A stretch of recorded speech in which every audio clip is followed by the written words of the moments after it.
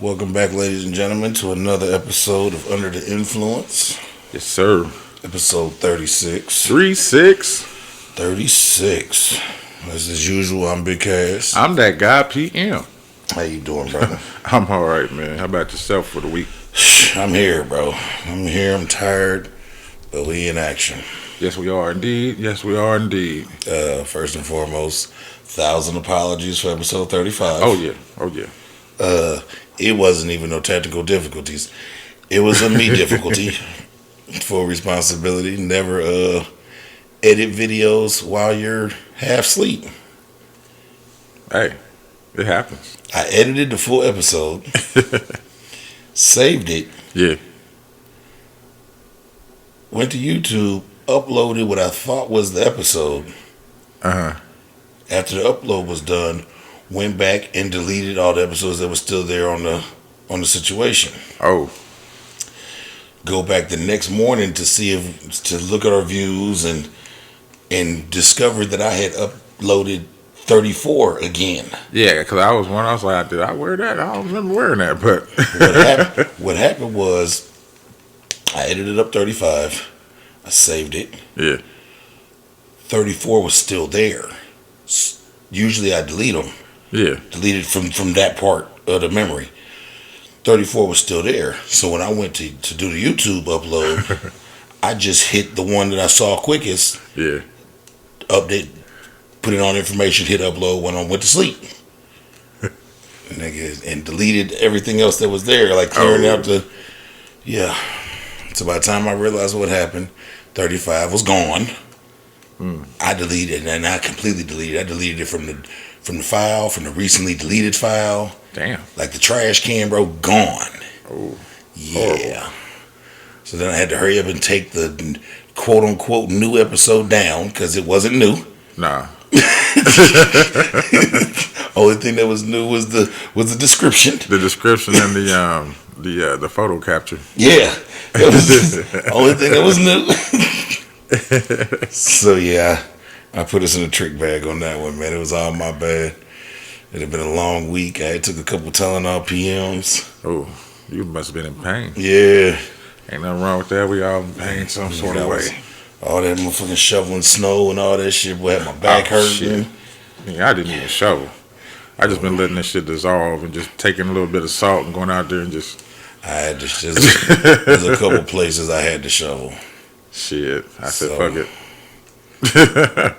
Hey, are you getting the echo? A tad bit. All right. Did I fix it? There we go. All right. The echo was turned up on the. Cool, My man. bad. We was echoed up around this motherfucker. Do the whole pod like that. We're gonna do the whole pod like this. God mode. God mode. Whole pod. Episode 36. 36. All right, sorry about that. Rated R. Yeah. In the theater near you. But I ain't even asked you. I did ask you how you was doing. Yes, you did. Good Yes, to go, you bro. did. Yeah, I'm good. You got any RIPs for this week? I don't have any. I don't have any. So I'm not gonna be mad about that at all. Mm-mm. Yeah. That's good. I mean, we know somebody died. People die every day. But, Yeah. You know. And not to not acknowledge anybody. If somebody passed it, not like summer. Nobody's death is worth more than others. Just some hit our radar more than others. That is true. You know, Biden got $30 million worth of crack pipes about to hit the streets. Excuse me? $30 million worth of what? With crack pipes, baby. Let's go, Brandon. I got all the details and shit, bro. I don't feel like getting into it. Pipes. Long story short, they're in the process of getting this bill finished where they will be giving out crack pipes and needles and shit to the junkies to make, at least if y'all gonna get high, be safe with it type situation. But who's going to be responsible for those hypodermic needles and crack pipes once they get done with them and toss them aside? I hope that's part of the $30 million plan. I hope so, because I ain't cleaning that shit up. This nigga about to give out $30 million with the crack pipes, baby. And is he going to build them a Carter too so they can go in separate rooms and pass the fuck out? You need to I mean, that could be so much government grant money. I don't know, man, but Hey, you non-profit motherfuckers, think about that. yeah, get on it. You know what I mean? I don't want no parts of it, but y'all rock that shit out. Call it the House of Highness. Oh shit. Yep. So moving on. Nigga, It's gonna be like this all night. hey man, but them motherfuckers, bro, they tripping. They got $30 million worth of motherfucking crack pipes, man, going out to the world, man. Bro, I don't get it. I don't get it. Well, I get it. I get it. Because if you're gonna pass out needles, you might as well pass out pipes. But too. there's so many other things. I mean, they tried to help them. You know what I'm saying? Locked us up for it. Then once it spread off to other people's, now they want to help them and give them clean paraphernalias to use. It's a program that hands out crack pipes to drug addicts as a part of a program to keep drug users safe. The idea is to limit the amount of infections among drug users. The $30 million Biden administration grant program includes money for nonprofit groups to purchase safe smoking kits and supplies. Yeah. They're going to be selling them. They'll take them right to the head shops. You had to have some kind of special code to ask for them, too. They said they've already tried it in San Francisco and Seattle. They've tried the crack pipe kit distribution program. Nigga, that is hilarious. The crack pipe kit distribution program. It's running rampant. It's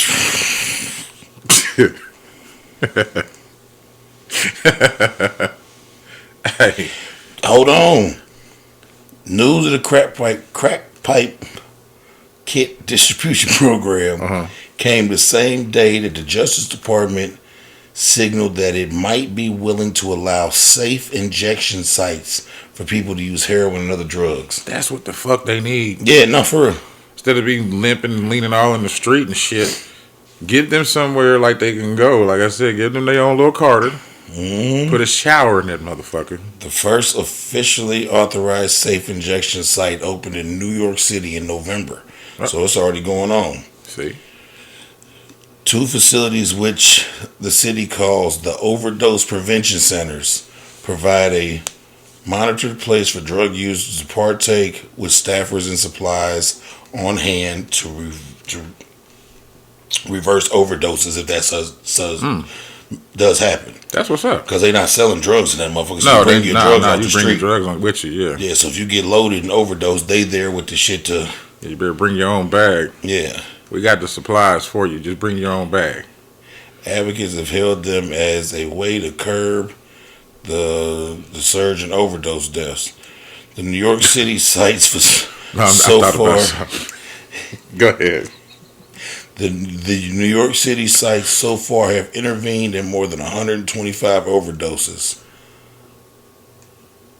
since November. Okay. They stopped 125 overdoses. That's what's up. Yeah. Hey, that's not the safe injection sites isn't a bad idea. No, it's not, bro. The crack pipe program, though, I don't know about it. But could you imagine the amount of police that would be around that area? So say you got your heroin bag or your meth or whatever, you're gonna go to the house. You on your way. That motherfucker, hey, come here. You know, I'm assuming they got something set up to not have it be monitored like that, because you'd have to think. No, I get it. Yeah, because word would get out real quick and motherfuckers would just stop going. Hell yeah. So it would have to be like a safe passage. Not like a safe passage thing, but like they probably not right in the couple blocks. Yeah. And I'm pretty sure they got it hidden on them, but, you know.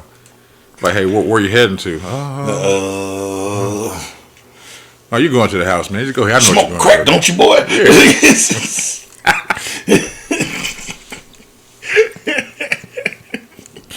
Going to get you a motherfucking crack pipe kit. Hell yeah. Free of charge. Yeah, man. And you get revived, too, if you have too much. Yeah, it says since November, bro. They've intervened in 125 over. This is just in New York. Nah, that's cool, though. I like that part. 125 overdoses. They say, and they've had an average of like 640 users in that motherfucker at all times getting it on. Yeah, that's why I said they better have a shower in that motherfucker. Yeah, they need to. Shit. That's crazy. That's some good shit, though. I like that. You know what? What's that? You know, I hate when we get on that race shit and all that shit, boy. But when crack hit the motherfucking city, crack hit the world, nigga, they just locked every mother nigga the fuck up. That's what I was saying at the beginning, yeah. Yeah, and now it's goddamn these opioids and motherfuckers that ain't just niggas is getting fucked up, bro. And now they got safe injection sites and crack pipe grants and and get passing out needles and yeah, man. You know that shit's cool, but it's like, what about what y'all did before? Who's gonna take accountability for that shit? Yeah, all them niggas did was draw up the motherfucking 3 strikes law and Reagan his little dusty ass wife. Yeah. I heard some crazy shit about her. You know, they my bad. No, weird tangent, but you know they you know, Donald Trump wasn't the first motherfucker to become president that had no business. No. Ronald Reagan was a goddamn actor. Yeah, he's an actor, yeah. His wife, Nancy, was known on the Hollywood scene as essentially Superhead. She was known as the best go-to for the throat. For the throat, yeah. Throat, baby. Like known across the board, like Nancy got that shit. Golf ball through garden hose type. Yeah. She hit your shit, make your whole stomach collapse like a Capri Sun, nigga.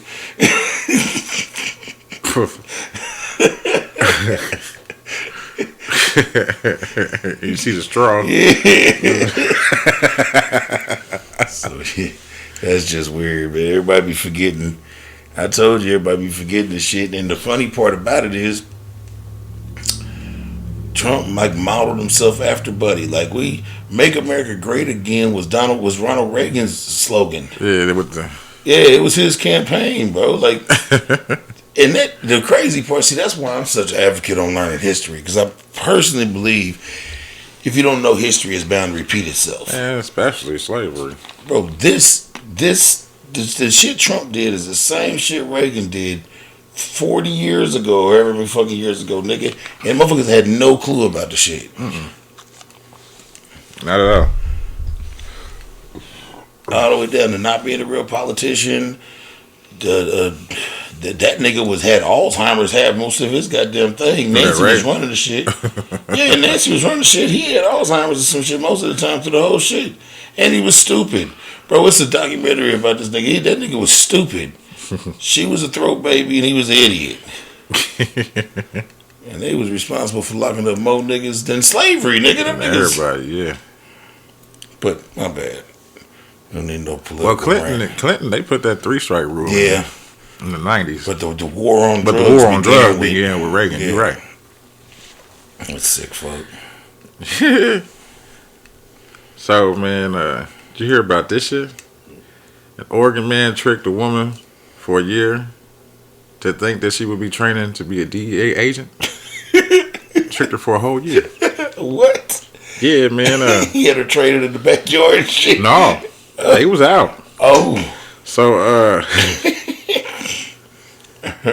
yeah, please tell me. Says a woman in Oregon who believed that she was training to be a drug enforcement administration agent realized she had been tricked for a year by a man pretending to be her supervisor.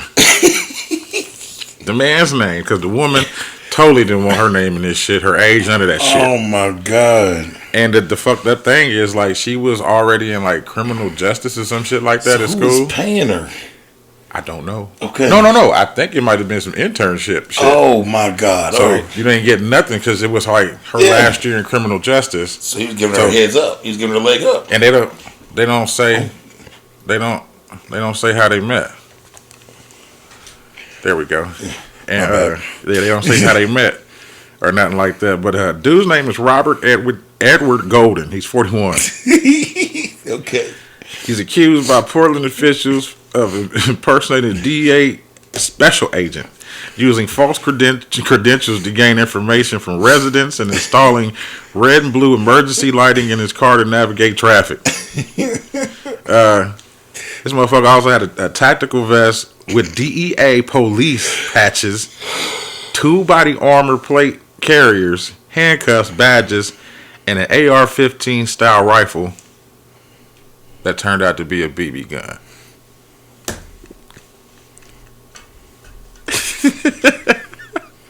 So not only was this nigga living out his fantasy, but somehow he got a motherfucker to participate in this fantasy for a whole year. A whole year. Please tell me. Authorities discovered and detained the pair on February 1st. And she was just none the wiser. Just, hey, right. What's his name? Robert. Hey, Robert, just tell him who you are. So after tell me who you are, Robert. It says a police sergeant noticed one of the vests in the open trunk of Golden's car, which is Robert's car. He approached him. He said the officer asked Golden if he was a sworn federal agent. He said, yeah. Of course I am. And this is my trainee. We're both feds. Oh, he's rocking with it. Yeah, he said, we're both feds working in Portland. Then he told the woman to show the officer her fake badge. All right. So the officer stalled him and called, some backup. The fucking federal government. Yeah. So they were transferred that night to the DEA investigators. To the real DEA. Yeah. And then he admitted that the shit was fake. So, but at this time, he claimed that he and the woman were in the cosplay. And had the equipment and badges because it provided them protection. She said, absolutely not. This nigga's been tricking me for 12 months. He said, to add to his credentials, that he previously broke up a fight by shouting police and holding up his badge like an officer. I want to know. I want to meet that woman. I want to know what he had her doing for a year. I'm about to tell you. Okay. All right. So, I'm glad you got the info because I need it. They said the unidentified trainee who wasn't charged at all. Of course she not. told that Golden had given her a DEA badge, photo ID, and said she'd been training for a year while attending school for criminal justice, like I said earlier. He had taken her on night surveillance ride-alongs. Oh, my God. He also took her to practice shooting, often mentioned 4 other DEA agents by name, which is Agent Anderson, Agent Louise, Agent Garcia, and Miss Bennett, whoever the fuck Miss Bennett is. Miss Bennett is a bomber. Says the DEA agent who filed the complaint said there weren't any agents on the force by those names, and that the agency does not provide ride-alongs at all. Oh my God. This nigga's just a weirdo because he wasn't trying to do no sick shit or nothing to her. Nigga, he's just being a fucking weirdo. Yeah, they didn't. They never mentioned Golden's possible motivation for tricking the woman into believing she was a DEA agent. And as he said, it says if he's found guilty, he can face up to 3 years in prison and a fine of $250,000. Give that nigga an extra 3 more years for taking a year of that girl's life like that. But yeah, man, we playing cops and special agents and shit. And he had the balls when a real cop came up to him like, nigga, I'm an agent, man. You're below me. He was trying to hold out. He was trying to hope that he could pump fake his way out of the... Oh, yeah. And it wasn't nothing. The dude had his trunk open. Dude walked past, he was like, oh, you an agent? Absolutely. Goddamn right, I'm an agent. He's like, I seen them badges. My trainee. I seen these badges before. That's not the right badge, man. Take your ass somewhere else. This is my goddamn trainee. Nigga. All right. So, back to New York, right? Uh-huh.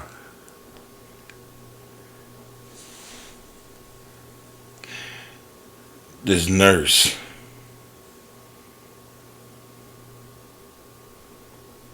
Yeah. Julia DeVruno or some shit like that. She just got jammed up, bro. She made herself a quick $1.5 million in the last 3 months trapping off fake vaccination cards. No. Damn.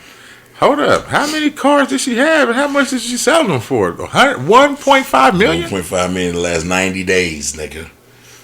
Damn, was she not going to work? Long Island nurse practitioner and her employee were recently busted after allegedly making $1.5 million selling fake COVID-19 vaccine cards.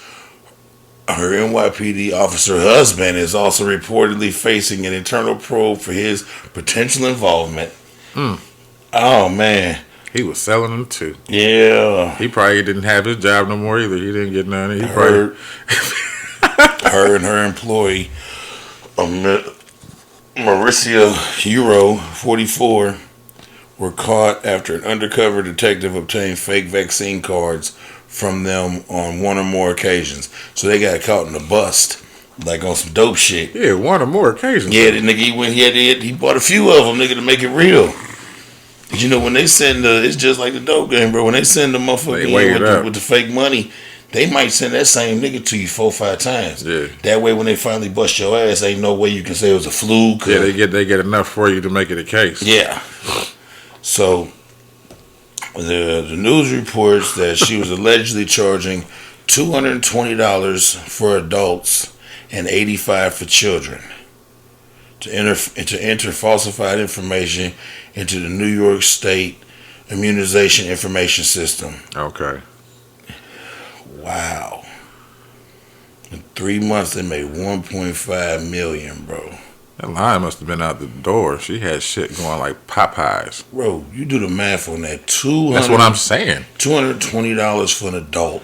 Yeah. $85 for a child, nigga, to make $1.5 million in 90 days. Just her and her buddy. Her and her employee. And then they got to put all this shit into the database. So I wonder how many motherfuckers they got out there, and if they gonna revoke them, or can they? You know, there's no telling, because she put them in the system. Well, they might go off of her IP address or whatever she used from her computer. You know what I mean? But she was also a real nurse. That's what I'm saying. So she was also vaccinating people. Well, yeah, okay. So she was really vaccinating people and selling fake vax cards. That's crazy. They would have to, like, literally, like you said, they had to call in everybody that went through her and re-hit them. Booster. Damn. Yeah. That's crazy. She found a hustle, boy. She ran with that motherfucker, didn't she? 1.5 million in a 90-day span, nigga. Ooh. And her husband was the law. Damn. And he's facing an internal probe for his potential involvement in the scheme. So they can't prove that he had nothing to do with it, but they like, nigga, you had something to do with it. You was in the house with this bitch. We know, you know. And it sounded like that was a cash operation, nigga. You know what happened? I know what happened. What happened? All right, he gave one to his partner, right? Because him and his partner, they didn't want to get it, right? Yeah. Then Sanchez heard about the shit. Who's Sanchez? Whoever the random motherfucker is, he heard about the shit. Like, hey, let me get on it. I ain't fucking with you, Sanchez. And Sanchez said, all right now. Yeah, you got him. I know, I got something for you. Got him. He went and snitched on them motherfuckers. He's like, hey, they down here flanging fakes majorly. God damn you, Sanchez.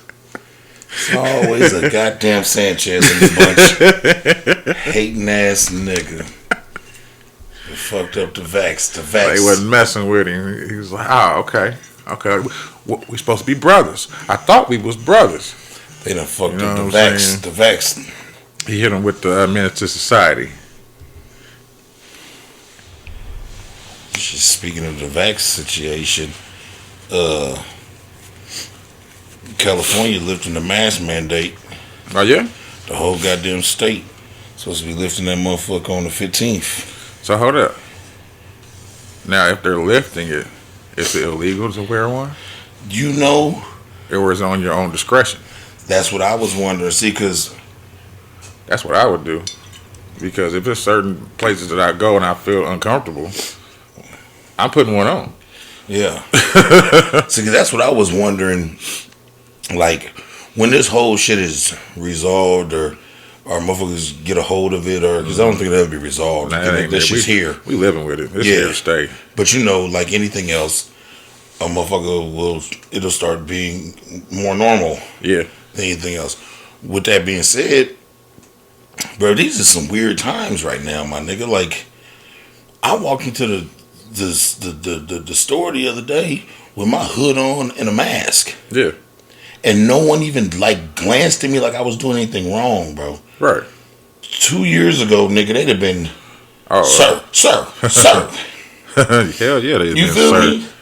They been following you through aisles and all that. And I ain't even have on like a regular like little doctor when I had a Nike mask on that like covered up almost all this, and I had my hood on up and like the drawstring. Like I looked when I realized how I looked, I took my hood down.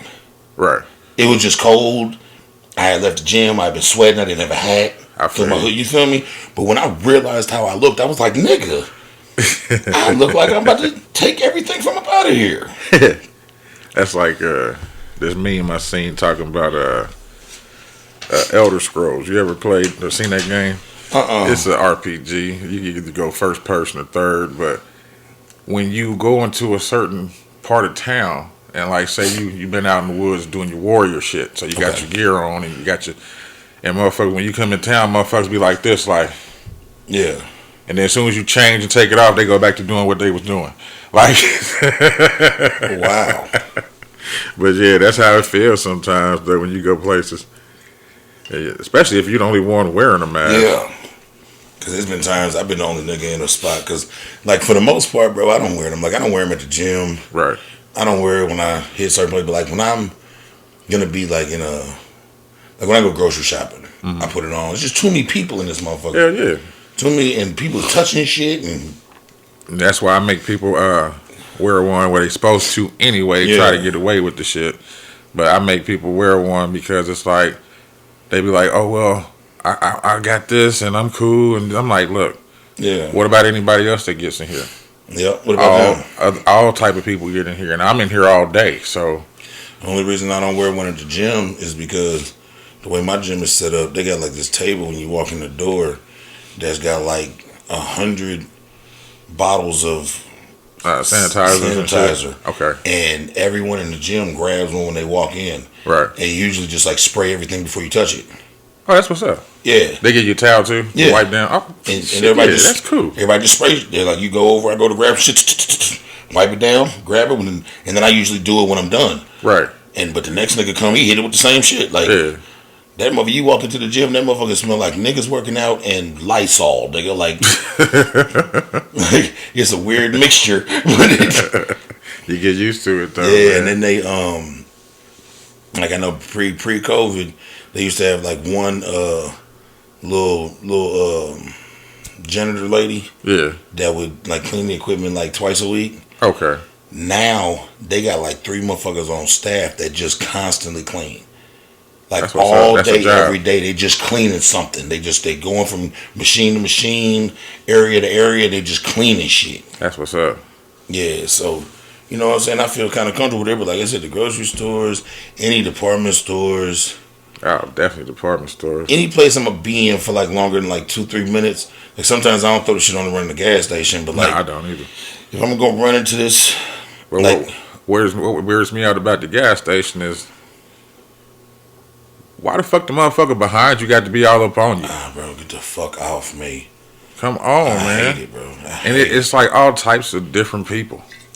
It's not just one set of people. It's all types of weird, different people. I'm like, hold on, we just went through something. Why the fuck you want to be on me? Like I had to tell one dude one week when I was sick. I had my mask on and shit, and getting my shit about to do my car. I'm like, dude, you might want to get the fuck back up, my nigga. You know what I'm saying? And shit. I say I don't. Where else I went? Oh, you know my son on the basketball team. His games is every Saturday. I mask up for them motherfuckers, bro. Definitely with somebody hollering and shouting and hooting and shit, yeah. And then whenever I get a chance, like last time, nigga, I ain't sitting in the stands, bro. I found like they had a stack of metal folding out chairs. Yeah. I just grabbed one of them motherfuckers, went and set off by myself, like damn near under the basket, like that shit. Like, motherfuckers was looking at me, I was looking at them like, yeah, I'm staying over here with my mask on, nigga. Yeah, you motherfuckers got the cooties. I know y'all got the cooties. Oh, that's a good movie too. The cooties. You never seen it? It's got what's his name? Spider-Man. Oh, for real?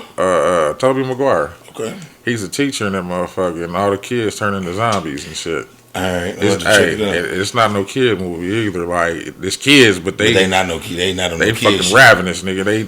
They tearing apart everything, guts, all that shit. But it's called Cooties. Okay, I'm gonna check that out. I'm still on a COVID run. Okay, let me run it out so I can be done with it. Will we be? I think, yeah, we will. Okay. I think we'll be done with it. Arizona, all right, is seeking to finalize a bill that would compensate those who are fired for refusing COVID-19 mandates. Shit, as they should, and other states need to follow. While many people have lost their jobs due to COVID-19 vaccine mandates, the state of Arizona is now attempting to provide relief to those who have been impacted by it. According to Arizona Family Republic Representative Steve Kasher, his name sounds familiar. He's been in some fuck shit on here before. Introduced the House Bill 2198, a bill that would require employees to pay or rehire workers who didn't get vaccinated. Employers would either pay an annual salary payment in one lump sum or employ the unvaccinated worker again.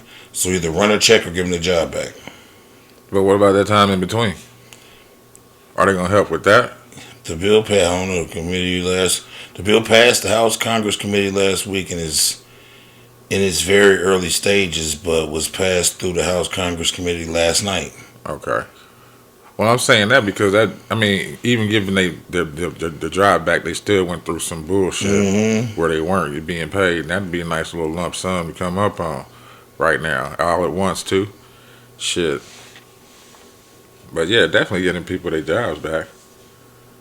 You know, if it's military or hospital and they got to do what they got to do. Yeah. See, I don't know what it's going. I don't know if they're going to do anything from the time lost, but they saying you got to either make payments. It's still got to get passed, so it's not like it's a thing, but they're working on it. They're saying you either make payments, make a lump sum or annual salary, or get a nigga their job back. Man, that's what's up. I know some motherfuckers that shouldn't be getting their job back. Who? A California family, the Lee family, is suing a funeral home for placing the wrong body in the casket of their grandmothers. Jesus Christ. So the whole body? The whole body.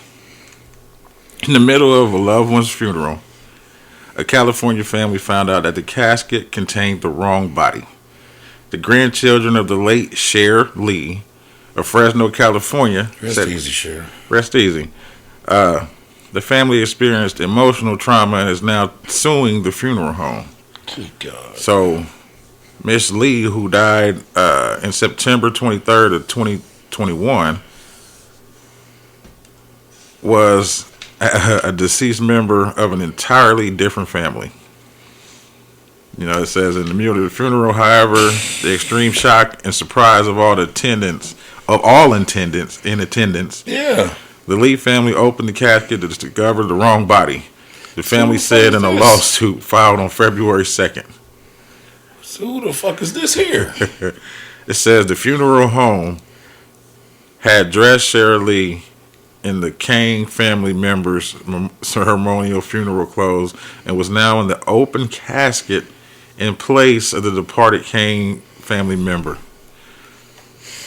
So they swapped them. They swapped them.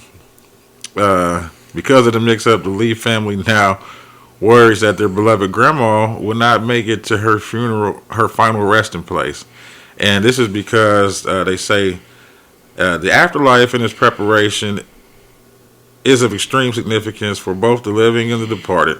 Indeed, many Hmong believe that when the body is mishandled and the funeral songs are sung, the deceased relative not only fails to make their journey to the afterlife, but the deceased stays lost between this life and the next and curses the surviving family members.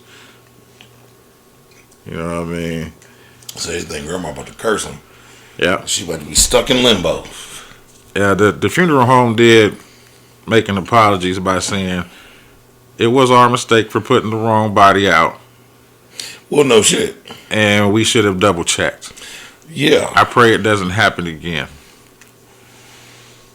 I pray it doesn't happen Pray again. it doesn't happen again. I mean, surely she'll get to heaven. I don't know. You know what I'm saying? I'd hope she gets there. She ain't done nothing to nobody. You know what I mean? Nah, she didn't do. I mean, somebody's been there since September 23rd, 2021, and y'all just finding out in February. Why was we in there so long? Who the fuck? You know what I'm saying? Did they have real strict restrictions? I don't know. Cause if she passed, cause like in certain places, they was like stocking the dead bodies in like refrigerated semi trailers, so people wasn't even getting like people's remains and shit. That's for crazy. Through the whole COVID shit, Right. Like in certain places where it was real bad, Mm-hmm. they ran out of rooms in the morgues and shit like that, and they was like bringing. Like like a Cato's food truck, like a trailer with a refrigerator unit in it. And them motherfuckers would be like just sitting outside running with the dead bodies in them to keep them frozen and shit. Oh, but it'd be just full of dead bodies. that's crazy. Yeah, because there wasn't no funerals happening. They were scared of before motherfuckers had a grip on the shit. They were scared of the dead bodies contaminating shit. True. This and third. So that can maybe fall into why it took so long. Yeah. But still, y'all Still got the to mix up though. Y'all got to do better bookkeeping, baby. These is people. But not even that though. Like as the family. Yeah. Did nobody go back there and view the body before? And say, hey, this ain't it. Them was white folks, because black folks would have been all back there with grandma. Nah, these is Hmongs. These are Vietnamese. Oh. Yeah, that's why I said the Hmong. They're what is it? The Lee family. The Lee. I thought you said Lead. Lee. Lee. Lee. Okay. Yes, sir. Yeah, they're Vietnamese. Oh, man. And the reason I know that is from Gran Torino. That's what the little boy next door was. And I love that movie. That movie's a good movie. My man was so racist in that movie. He kept calling them zipper heads.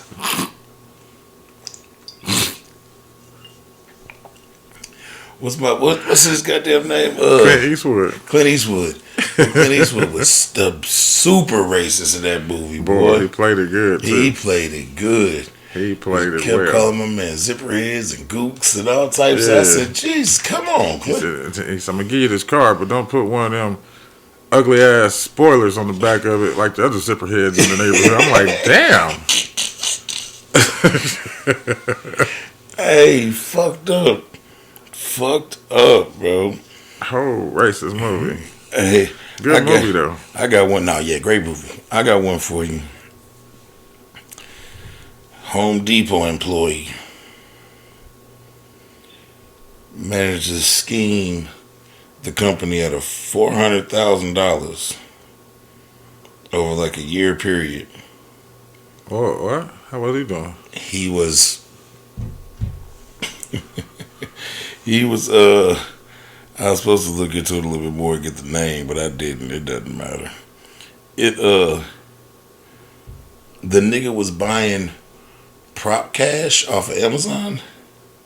Like the movie Fake Cash? Like the movie Fake Cash? Yeah. And like during deposits and shit, he would just swap some of it out. Ooh. My nigga was yanking out some, a few $1,000, sticking but by the time it gets to the bank and all that, man, it's just kind of chalked up to shit passing through. Yeah. You know what I'm saying? And then it finally just became too much money.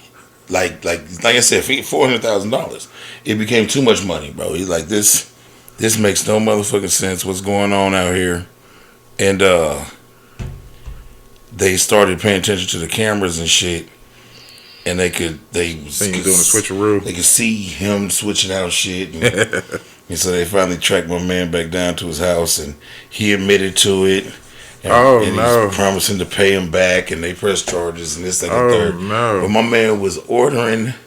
Then after all that, they went into his shit and found all the Amazon purchases of the fake money. He should have used somebody else's account. Yeah, because you can only buy like $5,000 or $10,000 of that fake shit. Yeah, at a time. And so, he did. He got too greedy.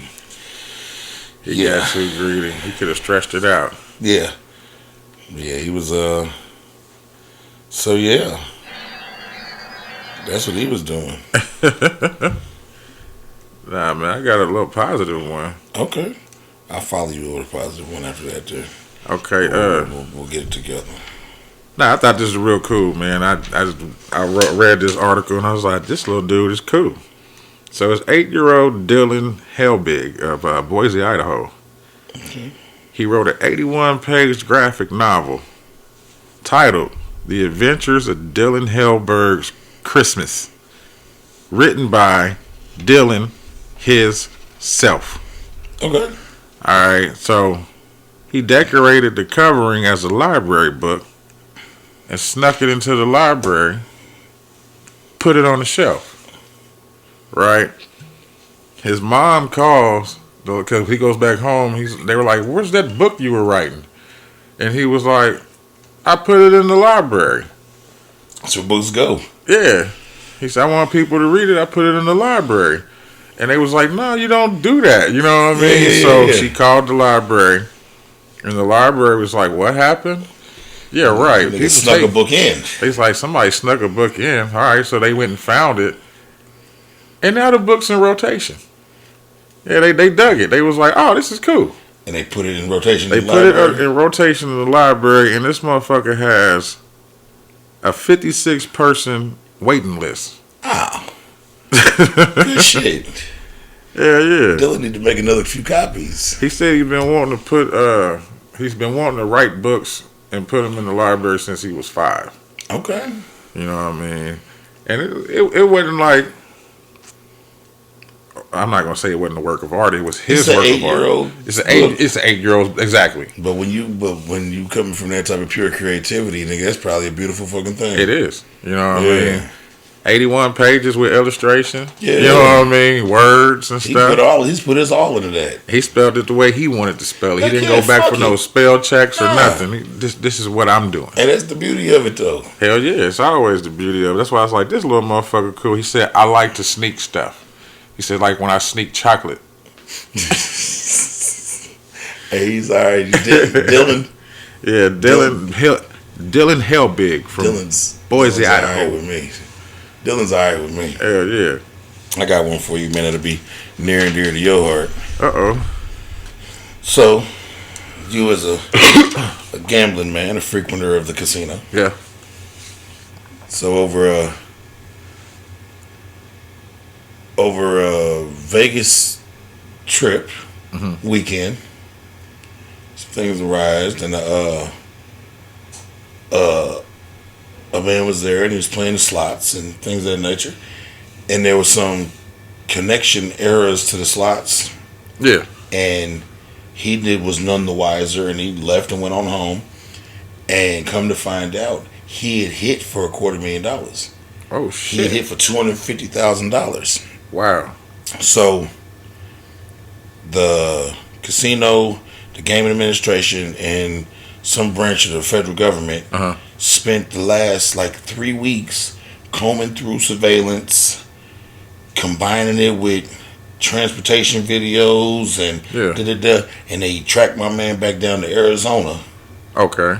And showed up at his house 2.5 weeks after his Vegas trip. Like, hey, bro, you won $250. We need you to come back to the casino and claim it.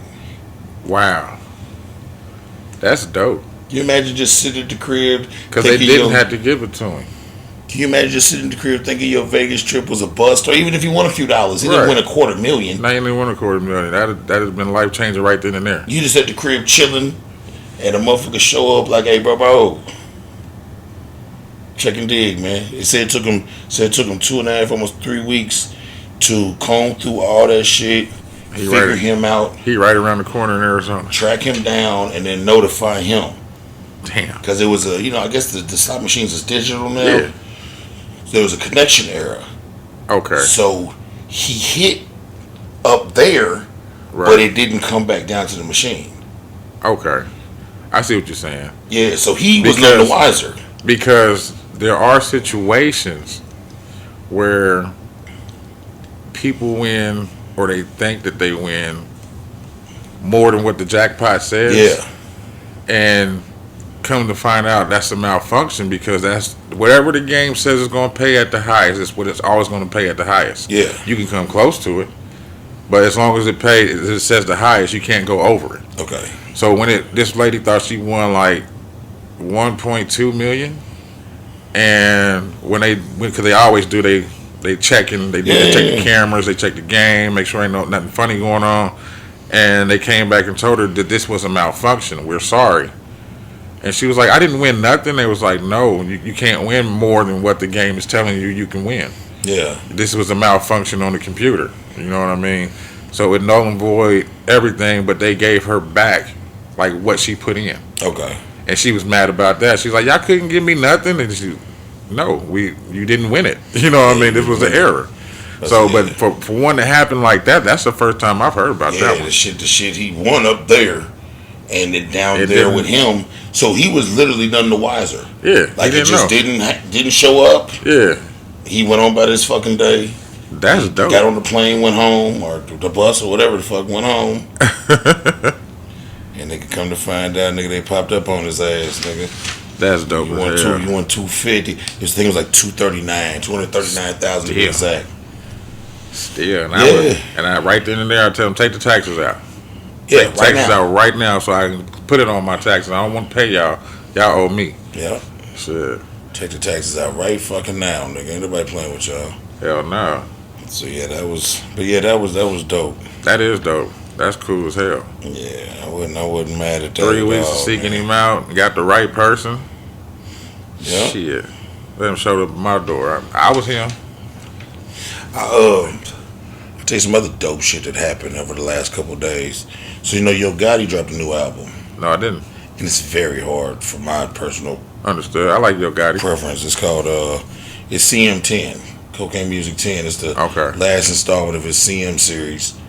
So as one of the niggas is always trying to figure out a way to promote and the gimmicks and this and the third. So one of his things, he was like, listen, he got on his Instagram and he played a song called Dollar for Dollar. Okay. And the first part of the first verse, it's a back and forth. Like 2 bars for that, 2 bars for a rapper, 2 bars for Gotti, 2 bars for rapper, 2 bars for Gotti. He played that part. He like, y'all hear that blank spot? He said, man, I'm uploading the link to the song on my page. And he said, and then his verse came on, then the hook, and then an empty 16. Right. He said, you hear the part of the beginning, the blank spot. He said, that's for you. He said, then it's empty 16. That's for you. He said, download this, do your version to the song with me. Yeah. Upload it, hashtag this. He said, and out of all this, I will pick someone who kills it, and you'll be on the album. That's dope. So, thousands of motherfuckers, of course, do the song. He ends up picking this nigga named 10%. I don't know where he's from, but dude does a fire job. Okay. And he's on the album. Alright. So, then Gotti comes back after the album comes out and goes, look, for everybody that didn't get picked, because I know y'all put your blood, sweat, and tears into this, he said, I own my masters, so I can do something different that a lot of people can't do. He said, you can take your version of the song and do whatever the fuck you feel like doing with it. You got a feature from Yo Gotti. You can put it on DSPs, you can put it on YouTube, you can make a video for the motherfucker. That's crushing it. He said, and here at the bottom of this post is the link to show you how to post it without anybody trying to come at you for copyrights or any of that shit. That's your song. And that's dope. Ain't nobody else ever did that. I said that was hard. That's hard than a motherfucker. That was hard. I said that's very ingenuitive thinking, man. Mm-hmm. And to promote itself like that, that's some good shit. Whoever his public relations motherfucker is, shit. Jay and them, he be Rock Nation. So shit, hey, that explains it all. It's just whoever's idea that was, that credit to that man. Yeah, because that's dope. I never heard nobody do that. Me either. Because when I seen it, I was like, oh, that's hard. Because the album came out Friday. Mm-hmm. I think Monday, he made the post about everybody being able to keep their If you did a version to this song, my nigga, that's yours. Man, that's cold. That's yours. You can put you featuring Yo Gotti and put it anywhere you goddamn want to. He said, and like I said, at the bottom of it, it was a and tag. It's not like they didn't really do it with Yo Gotti, because that's the way that's being done now. Yeah. You don't have to be in the same studio anymore. You know what I mean? You can do your verse or whatever, you send it on to the next motherfucker. Yeah. That's cold. He said, like I said, he put the instructions at the bottom. He said there's a link at the bottom of this to show you how to be able to post it without anyone trying to take it down. That's gonna be so much confusion though. But that's smart though. That's what makes good traffic. You know how hard it's gonna be to find the one you looking for. Yeah. Let me random niggas is gonna get streams and you know what I'm saying. That's dope as hell, but that is gonna be confusing. I saw one of the motherfuckers that did a version to it. He did such a good job. I think I went and followed him on Instagram to see some more music. It's a white dude named Mills or some shit like that. Okay. Yeah, but he killed that shit. I went and found some more music from him. So yeah, shout out to Yo Gotti for that shit. That was a big shout out right there. Yeah, that was hard. That should have been Melanated Mag, right? Yeah, really. Hey, I know, right? But I got some good Melanated Mag. Okay, that was a good one though. I like that, because I mean, think about how many motherfuckers used to always be like, "Man, get away from me! Don't touch me! I don't do features. I don't do." And then you open up the doors like that. Now somebody gonna copycat that shit. Yeah, yeah. Somebody's gonna copycat that shit. Yeah. Niggas can't never do nothing. That's original too. Fuck, that's a good one, man. Yeah. You know that? I wish we had that back in the day. Yeah, like I said, he left it wasn't just his verse and then the hook and then another verse. Gotti's verse had 2 bars missing every 2 bars for you to go back and forth with him. Exactly. Yeah, so if you had the right concept and did it the right way, nigga, that shit could sound great. Hell yeah. And there's a few motherfuckers that, nigga, I seen niggas in France doing it and in other languages and shit. And the shit was hard. That's what's up, man. That hits the world, bro. Yeah, you get on his Instagram, all the people was tagging the CMJ, and he was posting like some of the harder ones. Right. But if you hit the hashtag on Instagram, it would take you to everyone that used that hashtag. The same way he was finding the videos. That's dope as fuck. Yeah. That's dope as fuck. It's hard. So shout out to Gotti on that one. Hell yeah. Yeah, shout out to Gotti on that one. Shit, I'm out of Currents. I'm on Florida, man. Oh, bro, I got a million. I know you do. I got a bunch of random shit.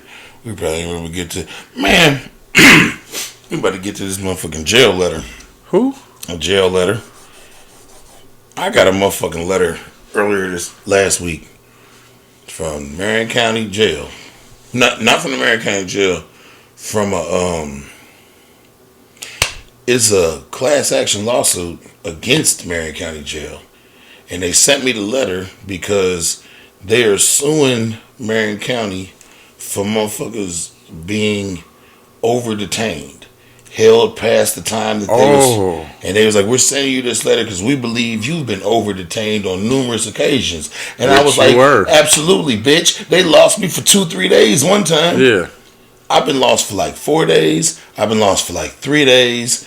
Like on a few occasions. And they're saying that whoever's doing the lawsuit, I sent the shit back in, but they were saying that basically they're about to like force Marion County to pay motherfuckers back $1 amount for every hour that they've been missing or falsely detained. Yeah. Wow. Yeah. That's dope as hell. That's cool as hell. I got that shit. I got to reading. Cause I'm like, what the fuck, Marion County sending me some shit for, bro? I ain't did nothing. I'm basically a stand-up guy here nowadays. Like, and I got to reading what it was. I said, nah, you right. These niggas owe me some goddamn money. I wonder who started that. I wonder who got lost the longest. I don't know. You know? That's probably what did it. Like, hey, man, look, man, I did all this forward time. I know one time me and Chips was in that motherfucker for like 4 days past the time that we got released. Damn. Yeah, I remember that though. Yeah, and nigga, if you pulled us up on the motherfucking computer, it said we had been released. I think Chip's girl finally called so many times and she started telling him weird shit like a motherfucker was trying to rape the nigga, and you know what I'm Right, saying? right. Just so they can look into it in due process. Motherfucker finally came back and was like, "Hey, are you so and so?" He was like, "Yeah." He was like, "Are you okay back here?" We was like, "Shit, motherfuckers is fine other than the fact we got released Monday." He was like, "What?" He by this time it's like Wednesday. He like, "What?" I said, "Man, we went to court Monday morning court, nigga, 5, 6, 7 o'clock in the morning, Right. and got released." He was like award. I was like, no court date. Case dropped, released, bro. We're free. We're just still here. Right. Hey man, that nigga went and looked, and he came back. He said, "I'll be damned." He said, "Y'all are." He said, he just took us out the cell and put us somewhere weird. He was like, "Cause I'm about to get off, but if I just leave y'all in there, they not gonna come fuck with y'all." Right. So he put us in some weird ass little room and like put our paperwork somewhere where a motherfucker had to know that somebody was in there. And then they finally came and got us up out of there. That's what's up. Yeah. Yeah, to be in there that long. Now, did they feed y'all and shit? I mean, yeah, we was in okay. We was in the block, bro. We was in Oranges. Like when you locked up, you go to court. You get transported to court. You go to court. You sit in the little court, because they bring everybody over to the jail to these cells to go to court, and all the motherfuckers from morning court come over together, like a bunch of niggas. So you don't go back until everybody's done with morning court. Right. So then we finished that. We went back, and normally 3 to 4 hours they process your shit. You out the door. Sometimes a little bit longer than that. Like one time I got released from a morning court, and they didn't come get me till 3 o'clock the following morning to let me out. Damn. But that's cool. It was almost still the same day, not quite. Right. Nigga, so I'm telling bro, like, hey, you know, they usually come and get you before breakfast, so they ain't gotta feed you. We get fed breakfast. We back in the block with oranges on. Niggas is looking at us like we lying, because we come back in like, shit, we out of here, bro. It's been cool. Nigga, one day come niggas like, man, I thought y'all was out of here, big dog. Nigga, we is. I got my paperwork right here. Yeah, so yeah, I'm all in for that suit. Hell yeah, that's crazy. Last time I got some shit like that, I think I got a class action suit against National City Bank before it was PNC. Oh, that's what it was. Right home. And they sent me a thing like, hey, we believe it was a class action lawsuit about them the overdrafts. Okay. Them waxing niggas on unnecessary overdraft fees. Mm-hmm. And it had been many a times where they had fucked me with the overdraft fees. Like it was like times where they was, say I had some shit hitting within the same like 48-hour period. Yeah. They was taking the charges and putting them first to hit me with fees, then processing my direct deposit from my job. Damn. Instead of vice versa. Like the direct deposit from my job should have came in because it hit on Thursday. Right. It should have processed it so the money could be in the bank for the shit that hit Friday to take it out.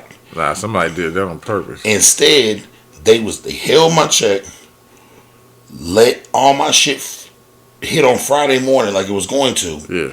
Overdraft my shit, hit me with the fees, then process my direct deposit afterwards. So I paid all my bills and then multiple overdraft fees to them. Yeah. And just because they gonna hit you for every bill you pay is a fee. 30. Damn. Oh, damn. Yeah.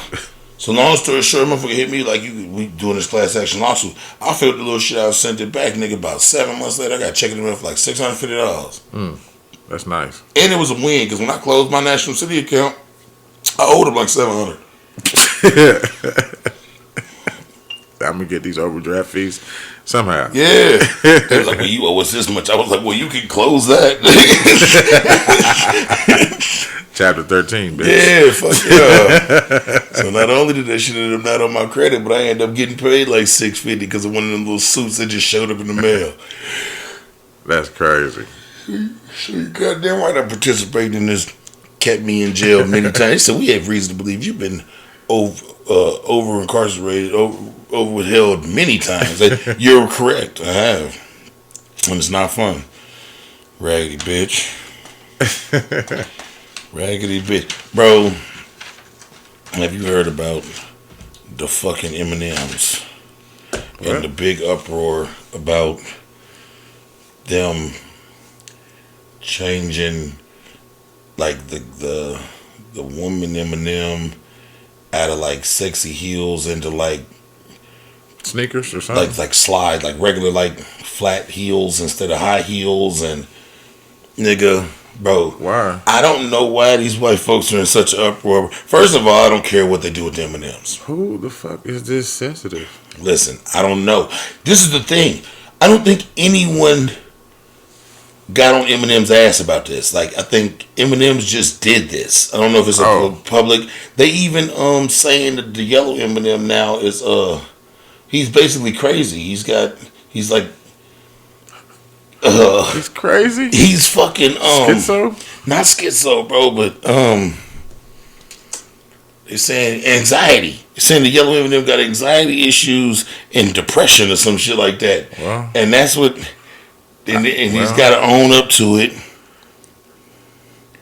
Guess he's nuts. He's the one with the nut. Oh well, I mean, yeah. Then. They made the green M&M unsexy. Well, what's my man's on Fox News, Tucker or something?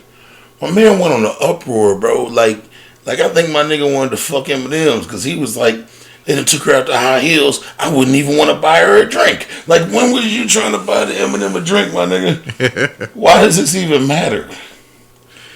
Then that's like Mr. Potato Head, bro. Then the Rolling Stones, my nigga, wrote an article about it, and they titled the article, "Let the Green M&M Be a Slut."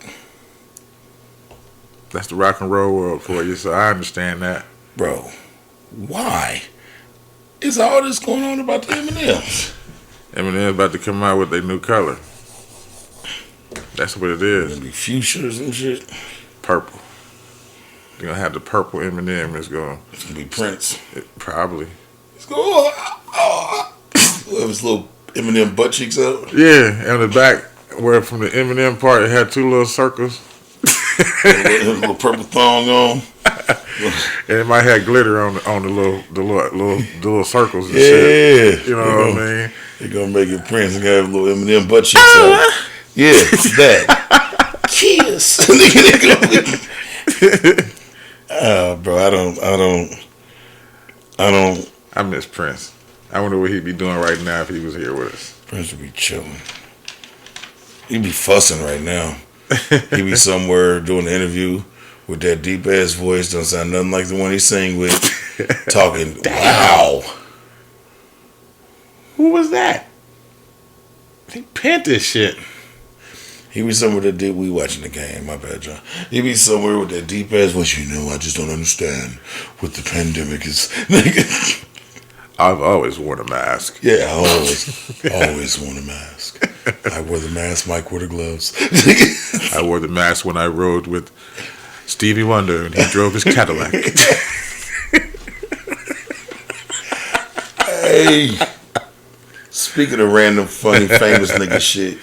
So you know Nick Cannon just like announced like his 8th or 9th child on the way or some shit, right? Yeah, that's by what is it? Is it ex-rapper? No.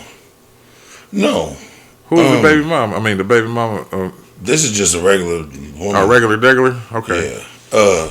The brat's pregnant though. Huh? The brat, either the brat or her significant other. Don't quote me, but the brat and her significant other are expecting a child. She's with child, Norbert. But I think she's with child. Don't quote me, but I think the brat is actually pregnant herself. I know what happened. She heard about old dude in his van. She pulled up on a nigga in Canada. Yeah. She went and got her some of that motherfucking super jizz. Mm-hmm. Turkey baster too, but yeah, I don't. Congratulations if that's the case. I mean, yeah, but I think she's with child. But I wish she was my child. I love the brat. Yeah, she is nice. Yeah. But Nick Cannon's birthday it was like a couple days ago. Okay. This nigga Kevin Hart had a. He did it again. This nigga had a vending machine sent to this nigga's office full of condoms. No. The whole nigga like a full size vending machine, nigga, and every little thing was full of condom packages. Nigga with a big red bow on the top of it. Now that's different. That's different. That's hilarious. What did he do last year? He sent him a pony. He sent him a goat or a pony. It was some type of animal he sent to his house. A llama. It was. He sent the nigga llamas to his house. and then Nick went to the air thing and had that nigga's had Kevin Hart's private jet wrapped. What? With Nick Cannon's face. You didn't see that? Hey man, these niggas was going back and forth, man.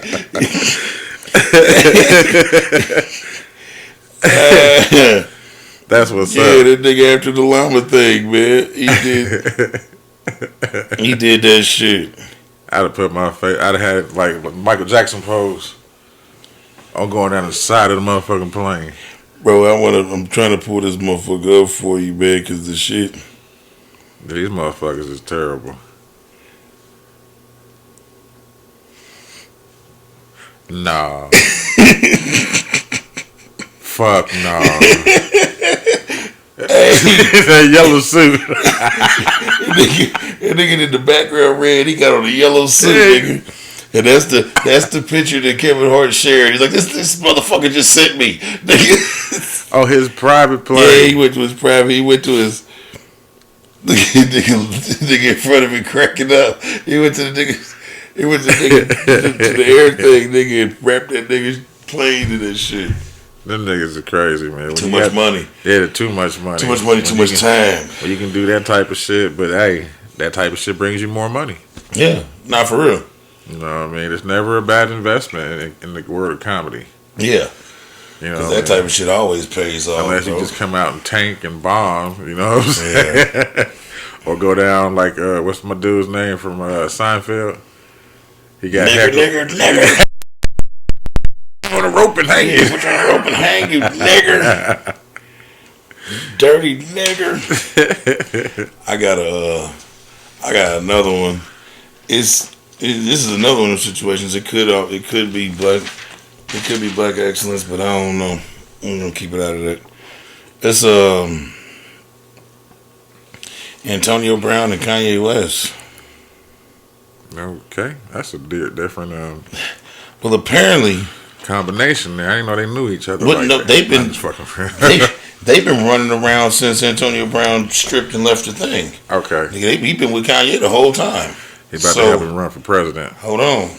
And speaking of president, I was just bullshit, but damn, but Kanye has started a Donda Sports thing. He's supposed to be doing sports agency, like a team. Okay. I don't know his full thing with it. Motive with it. But Antonio Brown's the president. Okay. And so one of the first things they did was spend 2.2 million on suites and good spots for the Super Bowl this year to bring youth to see the Super Bowl. That's what's up. It's where? It's in Atlanta? It's in Los Angeles. Los Angeles, okay. They spent 2 point some odd million. I read you. It's in Los Angeles? Yeah. And the Rams ended up going? Yeah, that's this is the second time in NFL history that a quarterback gets to be in the Super Bowl on his home field. Yeah. Brady's the only one that's done it before. That was just last year, though. That's what I'm saying. Was it Brady? Yeah. It was Tom Brady versus Mahomes. Was that in Tampa? Yep. Okay, it's the second time. Back to back, consecutive years. Okay, now, that's weird to me, but all right, because we could have. Well, our Peyton was at the end of his shit then, but Eli won it here, so I don't give a fuck. So, Eli did win it here, didn't yes, he did. Yep, he did. He beat the shit out of Tom Brady. Yep, he did. He like a little big head ass. But Don. All right, this is a statement from AB. Maybe AB made a post that we the owners now. Donda is about ownership, empowerment, and discovering the next superheroes. This is for the people who counted us out. For everyone who said we can't, we say we will. As president, it is important to me to book the Donda Suites for this year's Super Bowl. This is a game meant to be watched together. This is the love and unity we need to push. This is for the kids, our next generation. We will be hosting community events this weekend and inviting kids and their family to the game. Let's give the people a Donda experience. It's a family affair. Donda Sports, #champions. And he posted the receipts from the suites. It's $2.2 million to bring the youth in and their families. Oh, that's what's up. Yeah. So I don't know where these niggas is gonna go from that, but shout out to that. They opened the suites, but how they getting the people there? Well, I mean, it's in Los Angeles. So Oh, all right. I'm assuming there'll just be some youth there. There's plenty of goddamn youth that need a little bit of help with that motherfucker. Boy, So all over. yeah. So yeah, That's crazy. we back. Nipsey Hussle and them people just released a thing that they'll be opening up his the Marathon store #2 for him. That's what's up. To fulfill his dreams. Where they gonna put this one? His brother Black Sam, which is his business partner, is opening it up, and it's it will be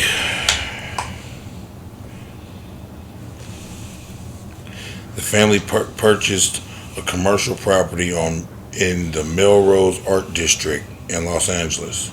Okay. And will be opening up the Marathon store #2 there for the popular clothing brand.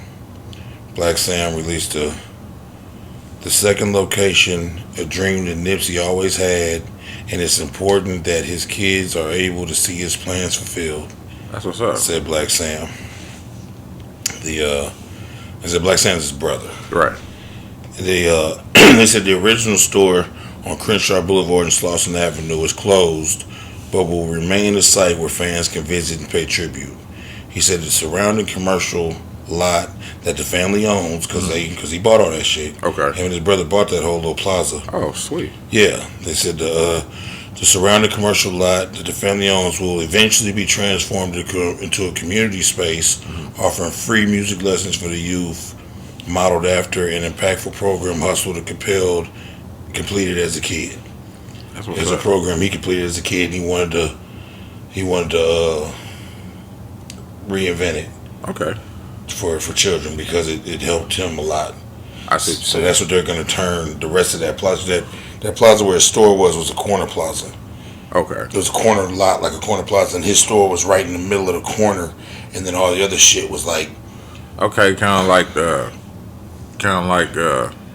over there for 38th and Franklin. Yeah. Okay. Yeah. You know that the Chinese food spot used to be Yep. right there. Used to be the soul food spot and Chinese food spot. Right there in that location. In that the middle, corner. and then everything else was places that could be rented out. But That's the sweet. family owned all. Nipsey owned that shit.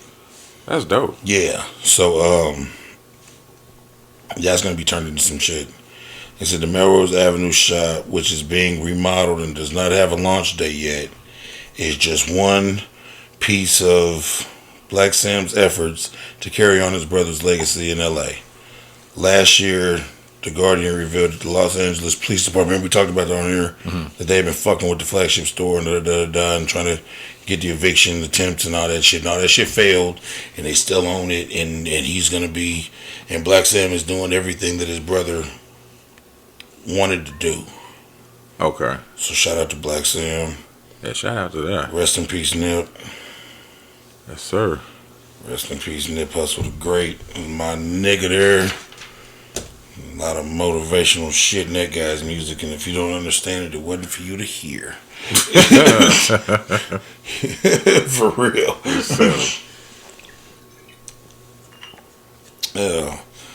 Anything else? Unfortunately, bro, I don't have a Florida man. You know, I got two of them. All right, well, I'm at the bar. I'm at to act like one of yours is mine. I got so many other notes, bro, and it's been such a weird day. I don't have a Florida man, so if you want to... Before we go any further, have you ever watched the show Euphoria? Was Zendaya... Who? Who's Zendaya? Zendaya's the little... mix. Oh, the chick from Disney. Spider-Man. She was in the No Way Home and all that shit. Right. Yeah. She got a show on HBO Max called Euphoria. And it's essentially set in like high school times. But I was a wild boy in high school. And I know you was in the mix too, so you know what was going on. Yeah. They not sugarcoating shit. Oh. So the high school. It's kind of like the movie Kids. Bingo. Alright. It's the evolution of Kids. Oh, okay. Evolution of Kids, but it's a series. Right. And they on that motherfucker fucking, they doing hard drugs, and like Dare is coming after them. Behind the shit. Damn. And she basically released a statement saying like, we are not glorifying what's going on. Because they talk about... Wait a minute, hold on. Let me rethink that. Dare in real life is coming after the show? Yeah. I thought you meant on the show like Dare was their enemy. No. Like Dare in real life. Fuck. Is coming after the show. Damn. And like she was saying on the thing, she's like, we are in no way, because they talk a lot about suicide. Yeah. And, all the shit that typical real teen shit. They not sugarcoat, like you said. They're not sugarcoating shit that niggas really dealt with. Yeah. And like she was saying on the thing, she's like, we not glorifying. She said, if nothing else, we trying to put out there that we understand that this type of shit is happening. Yeah. So if you're a teenager going through this type of shit, you're not alone. Like, we understand this is happening. It's not just happening to you. Because, sometimes the crazier shit gets, but like, I was a wild boy back then.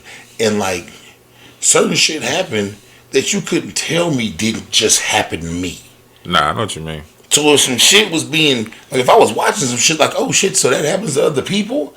Like I might feel a little bit more normal about it. Like, instead of all weirded out about it. Yeah, because some certain shit was happening. I was like, nigga, this cannot be real. Like, and but she was basically saying like, y'all are really out of touch with what's going on with the youth. Yeah. And being weird than a motherfucker doesn't mean the shit ain't happening. That's true. That series Chucky was like that. You tried to put me on that motherfucker. I caught 2 episodes and they were fire. Yeah. And then I had my shit set up to record them. Yeah. And then my remember I told you my sling got fucked up. That's right. And I had to reset it and start a whole new sling. Yeah. I lost all the goddamn recording. So now I'm waiting on it to show up on somebody's on demand. Because I watched 2 episodes and that shit was fire. And then you was telling me about it. I was like, nigga, I got to watch that shit. Yeah. But that's kind of how the setting is in there, though. Like, the kids party, they drink, they do drugs. You know what I'm saying? I'm like, okay. Then you can't tell if they either middle school kids or high school kids. Yeah.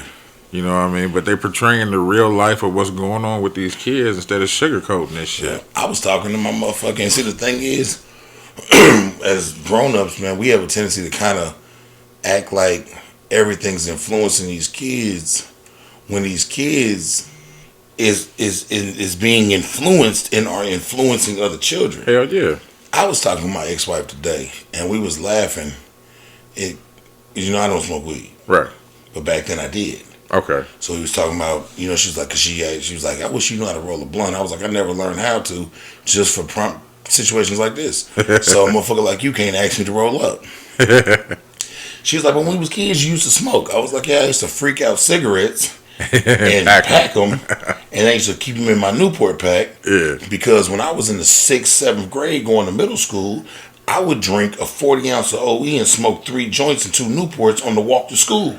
Damn. Then I'd be loaded at school. Damn. This was every day, bro. This was every day on the walk to John Marshall, bro. That's not a long walk. It's not. 3 joints in the OE. Fucked up quick, nigga, and 2 Newports, nigga. Every morning, bro. So when I be seeing shit like they talking about on the on there, I'm like, yeah, that shit was happening. Yeah. Cause middle school, I was fucking. I was smoking weed, I was drinking, I was at all the goddamn house parties, I was a rock star without the guitar, bro, in the 7th grade. So when I see these shows, I'm like, yeah, bro, this shit really happens. Hell yeah. And y'all are kind of out of touch with what these kids are. And then when motherfuckers get grown, you're like, well, I don't know why he's acting like that, because my nigga's been in La La Land since the 6th grade. And that's kind of what my problem was with Cobra Kai. It was like, y'all teenagers ain't real teenagers. Ain't teenagering. Yeah. You know what I'm saying? Y'all playing it out. I like the show. But the teenagers ain't teenagering. Yeah. Now they beating each other's asses, but... Because teenagers is fucked up. Yeah, yeah. They fucked up, my nigga. They fucked up in there, too. They fucked up. Yeah, they but that's just a little half a rant. Nah, that makes sense, though. How the fuck is Derek gonna go after them for doing a TV show? Bruh, that's what I said. You ain't went after no other drug shit. Bro, I'm so sick of certain situations with the fucking... with the super sensitivity level and the what they call it, the prudeness of certain situations. like I just don't appreciate the fact when people don't understand that life happens. It does. And just because you didn't live it, that really doesn't stop the fact that it fucking happened. Exactly. And it's happening. So what you... And I didn't want to bring this shit up. I ain't got nothing on it. But it's been the talk of the week. What's up? Joe Rogan. You know, I purposely didn't do that. I know. I like Joe Rogan. I do too. But I brought it up to say, if y'all gonna go after that man for saying the N-bomb, please, somebody, go after Quentin Tarantino. Oh boy, because that nigga loves nigga. Come on. That nigga loves nigga. One of my favorite movies that he did, Reservoir Dogs, had a situation where the dude said nigga for no reason. Bro, and that was one of his first movies. You see Reservoir Dogs was with no budget. If you pay attention to that movie, it was shot in like 3 locations. The warehouse, the restaurant, and the robbery scene. Yeah. That's it. Oh, and the getaway. Yeah, bro, but that's a fire movie. It's a fire movie. But it's a very good movie. But in that particular instant, it was just like, why was that fucking necessary? Nigga. Yeah. Bro, hey. But, man, I like Joe Rogan, man. And he, I don't know if you saw, well, you're not on Instagram and shit. You can look it up. He released a statement. Yeah, apologizing, taking full accountability for it. Yep. That nigga said, he says the real shit. He was like, and if you ever feel like you didn't do anything wrong, but you have to think if you did something wrong, you did something wrong. Yeah. Like he took full accountability and he broke it down. And I've seen some of them things where he was just, it wasn't him like calling nobody, like the thing where He said the shit about the monkeys and all and that the shit. Planet of the Apes and going to the ghetto to watch the movie. And he immediately, like, in that episode, he immediately was like, that was wrong. I'm so sorry. Like, yeah, he's right then and there. And see, this is why I'm not so hung up on it, right? Because that's a fire show. I'll talk about it in a second. This is why I'm not so hung up on it, right? Because on this pod, bro, sometimes I say certain shit about certain ethnicities that I'm like, oh shit, I wasn't supposed to say that. Yeah, I do too. Yeah, that like, oh damn, hold on, that was wrong. Like, yeah. It's just, niggas so taboo and shit. But like in none of them instances was he calling somebody a nigga. No. Like, it was like him having a conversation about the word nigga, right, and actually using the word. Instead of saying the N word. Yeah, exactly. It wasn't like that's how I felt about it. And like he said, it felt like a motherfucker was taking clips of different perspectives. No. That's what they did. They took them completely out of context. And if you watch it, you're going to believe it. You know what I mean? But see, I watched Joe Rogan. Right. And I've watched Joe Rogan for years. So when it came out, I had to actually remember that I've actually seen him say nigga on his thing. Yeah. But it was put in the context that I was okay with. He wasn't calling nobody a nigga. He wasn't talking about no black people. He wasn't doing anything. They were talking about the N word. Exactly. And its importance. And instead of censoring himself and saying the N word, he said nigga. Now, if you take 40 of them clips and put it together, it looks like he's just nigga. He lives in that cul-de-sac with that man. Yeah. That's where he got all the art. And the audio, nigga. Songs, too. But, yeah, man, I'm not too, did you see, but fuck all that. Not fuck all that, because that's good. Did you see a right-wing broadcasting company somewhere in Canada offered that nigga Joe Rogan $100 million yesterday to leave Spotify and come just talk vulgar shit for them? Wow. Come nigger it up. Oh, no. And he politely, nah, I'm cool with that. Like, that's crazy. Yeah. Yeah, we hate it in Canada, too. Man, you know the funny thing, man. When I see shit like that, like, people that are media darlings and like people are important, when stuff like this starts happening, bro, it's smear campaignish, right? That's pretty much how it is. Yeah. So I be wondering, like, who the fuck did you piss off that they decided it was your time? Yeah. It's damn near that cancel culture shit. Bro. Yeah, but you can't cancel a motherfucker. They got too many motherfuckers behind them. Yeah, but it's so they try and smear. Yeah, like I like the Joe Budden podcast. Right. When Joe Budden was going through his whole little thing, some shit was happening. All of a sudden, motherfuckers started coming out talking about he jacks his dogs off, like he was a dog fucker. It was like the most random shit in the world. He came in there and was like, "Bro, I know y'all see what's happening," and I was like, "I see it, man. I hope the other people see it." Yeah. Like, Corey Holcomb talks about that shit. You know what I mean? That shit is crazy, man. Because they use certain tactics when they can't get you face to face. Yeah, when they can't cancel you. They be trying it with Dave Chappelle and shit. When they just can't cancel you with certain things. See how that shit went away? Yeah. It just went away, bro. It just can't keep doing this. Only thing that ain't went away is the fact that them motherfuckers stomped the Washington D.C. the White House or the last year on January 6th. Yeah. That's the only thing that ain't went away. Yeah. They talk about that shit every week. It's a new motherfucker coming up. Mm-hmm. How you feel about the Joe Rogan shit, though? I'm all right. Me too. You know what I mean? Like I said, if y'all gonna go after him, let's go after people that use this word over excessively. In derogatory forms. I don't give a fuck if it is art. Yeah. If it is your freedom. It's a little. It's too much. You know what I'm saying? Quentin, you doing it too much. And then Samuel, man, I love you, man, but you letting him. Hey, man, that was a great scene. Which one? Both. What movie, though? Pulp Fiction and the Django. So have you seen Hateful Eight? Yes. Yeah, I like that one better. Man, bro. Hateful Eight's my shit. Hateful Eight is great, man. But that and dude's in it. Ooh. If you lock me, if you leave me, that'd be murder.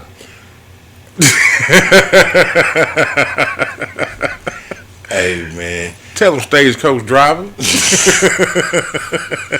He said, who that there boy on that there Steve? On that nag. On that nag. Hey, boss, you hear me, boss. Who is that nigga on that nag? Oh, you calm down now. You just go ahead and calm down. Yo, you all fired up. You miss me? Well, I miss you, baby. Don't I miss you like a baby miss a titty? Yeah.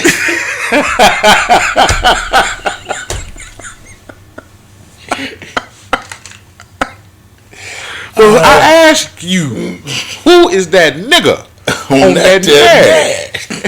Hey, man. Oh, my God. The one that really got me was when they was at Big Daddy's house at first. And he was like, now Django is free. Yep. But you don't treat him well. You want to treat him like, no, I didn't say that. Well, I don't know what you want, Big Daddy. I understand. Timmy. Yeah. You treat him like Timmy. I'm confused too, motherfucker. Hey. You're gonna make me watch fucking the Django again. Django's a good one, man. Django is a fucking good one. Django is a good one.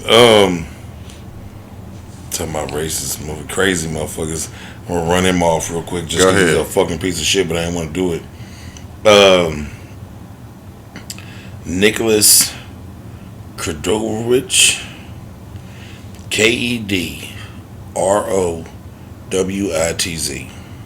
Kudrowski? Yeah. That little fucker was sentenced to 100 years behind bars. What did he do? Little bastard. He's from here. He's from Indiana somewhere. That's the only reason I thought about it. And he was 13 in 2017. He was 13 years old. So he'd be 18 now. 18? Right? No, he'd be 17. 17.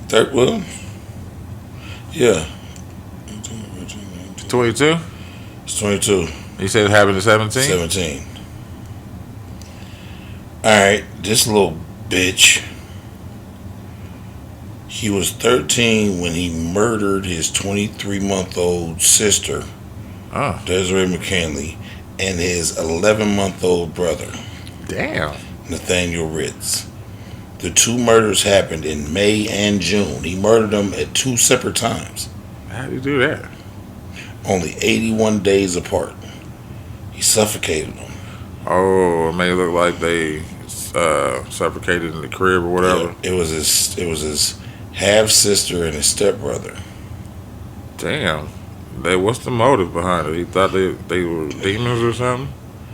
He said he was curing them from the evils to come.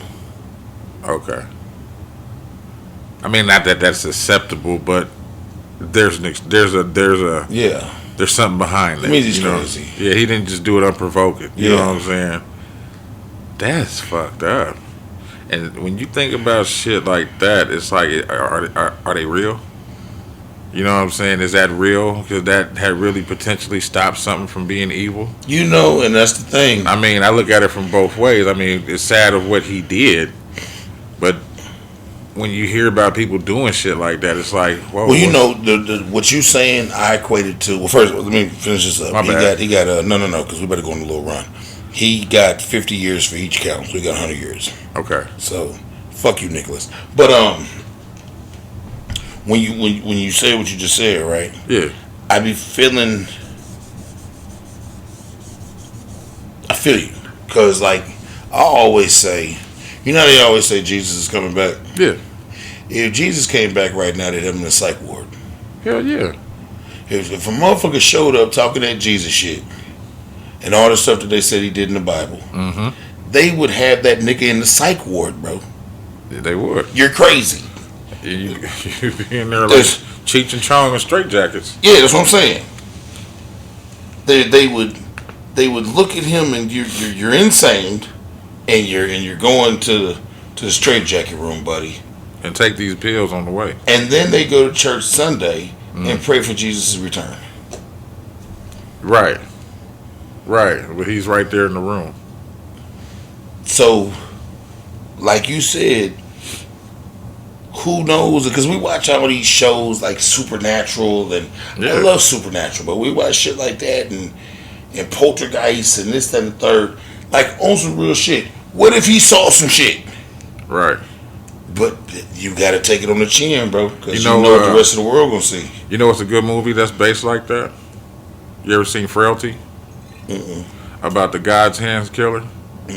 Alright, so just the gist of the movie, the little boy thought his daddy was crazy. Okay.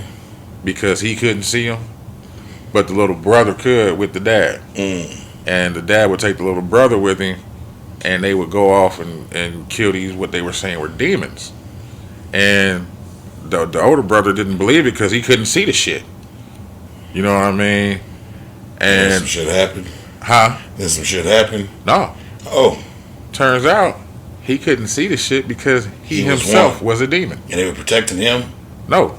They were going to, he hadn't done nothing yet. These people had already done shit. Like, one dude was like a child molester, another dude was a serial murderer. I've seen that movie. Yeah. In Frailty. You know what I'm saying? I've seen that movie. So, it's like, you know, they were told by God to do this. You know, and it's supposed to be a real story. Yeah. You know what I mean? But it's like, yo, when you get situations like that and you hear people start saying that shit, it's like, how much of this is real and how much are they hiding? How much is crazy and how much is real? Yeah. It's like that, the one movie I fuck with, it's a Denzel movie. Oh, Fallen? That's my shit. Yeah. Is on Azazel? my side. He's left-handed and sadistical? Yes, it is. Yeah. That's my shit. Yeah, Chips introduced me to that movie. Yeah, no, that's my shit. That is a good movie. Yeah.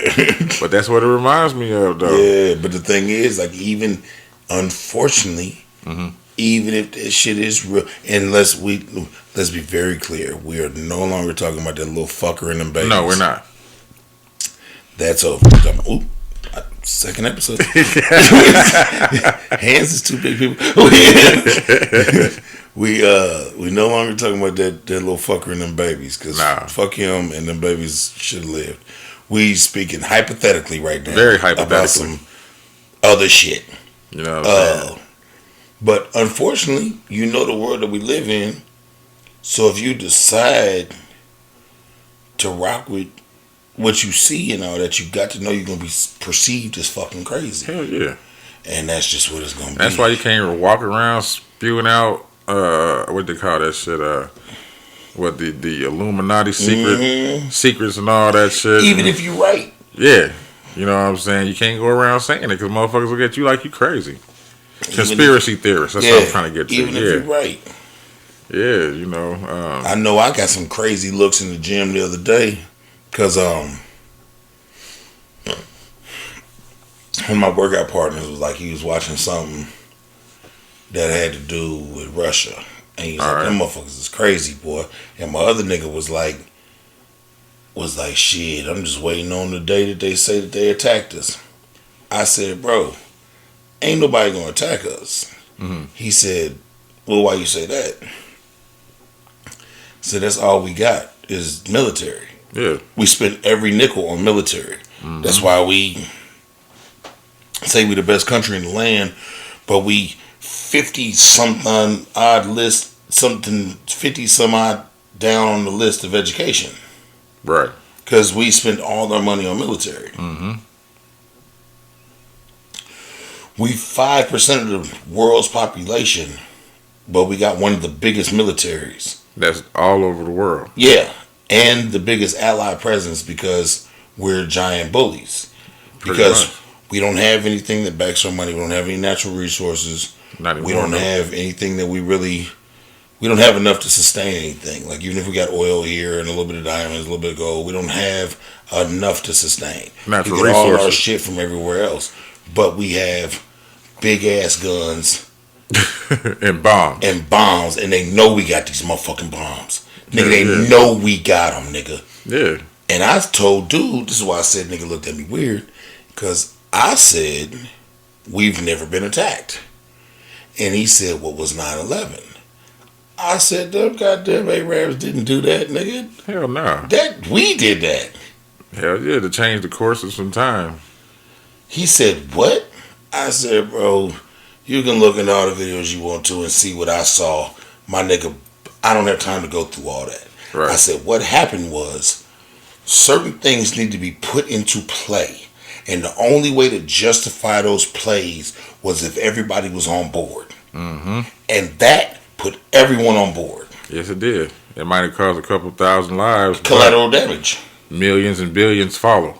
Collateral damage. Mm-hmm. But the next umpteen years and umpteen monies and all that went to the same in that direction. Military. Bro, the Bin Ladens and all them, bro, they was fucking friends with the Bushes and shit until something went wrong. And now all of a sudden this happened and now we're hunting these motherfuckers down. Yeah. But we didn't find him first. We found Saddam. For no reason. And his kids. And that was a beef. From he was settling for his daddy. Late 80s, early 90s. And my nigga was like, what you mean we ain't never been attacked? 9/11, I said, bro, I don't mean to ruffle your feathers, my nigga. That's not an attack. I said, I don't mean to ruffle your feathers, my nigga. I said, I don't personally believe them people did that. Right. I think we did that to set some shit up. I said, it's just like, bro, if I say, for instance, I want to break it down in layman's terms, say, for instance, I want some shit to happen to the Klan, right? Say if we had a Klan district here and I wanted some shit to happen to them. Mm-hmm. If I went off into the right neighborhood and destroyed the right shit, right, and spray painted KKK on it, I know niggas is about to go to their headquarters and fuck some shit up. And now all the while, the Klan knew better the whole time than to go over there. Exactly. Because they know about them niggas too. Hell yeah. And they want to keep peace. But y'all got so much bullshit in your repertoire that all I got to do is spray KKK on this motherfucking wall and these niggas is on their way because it's not far past y'all to do the shit. And since we own this,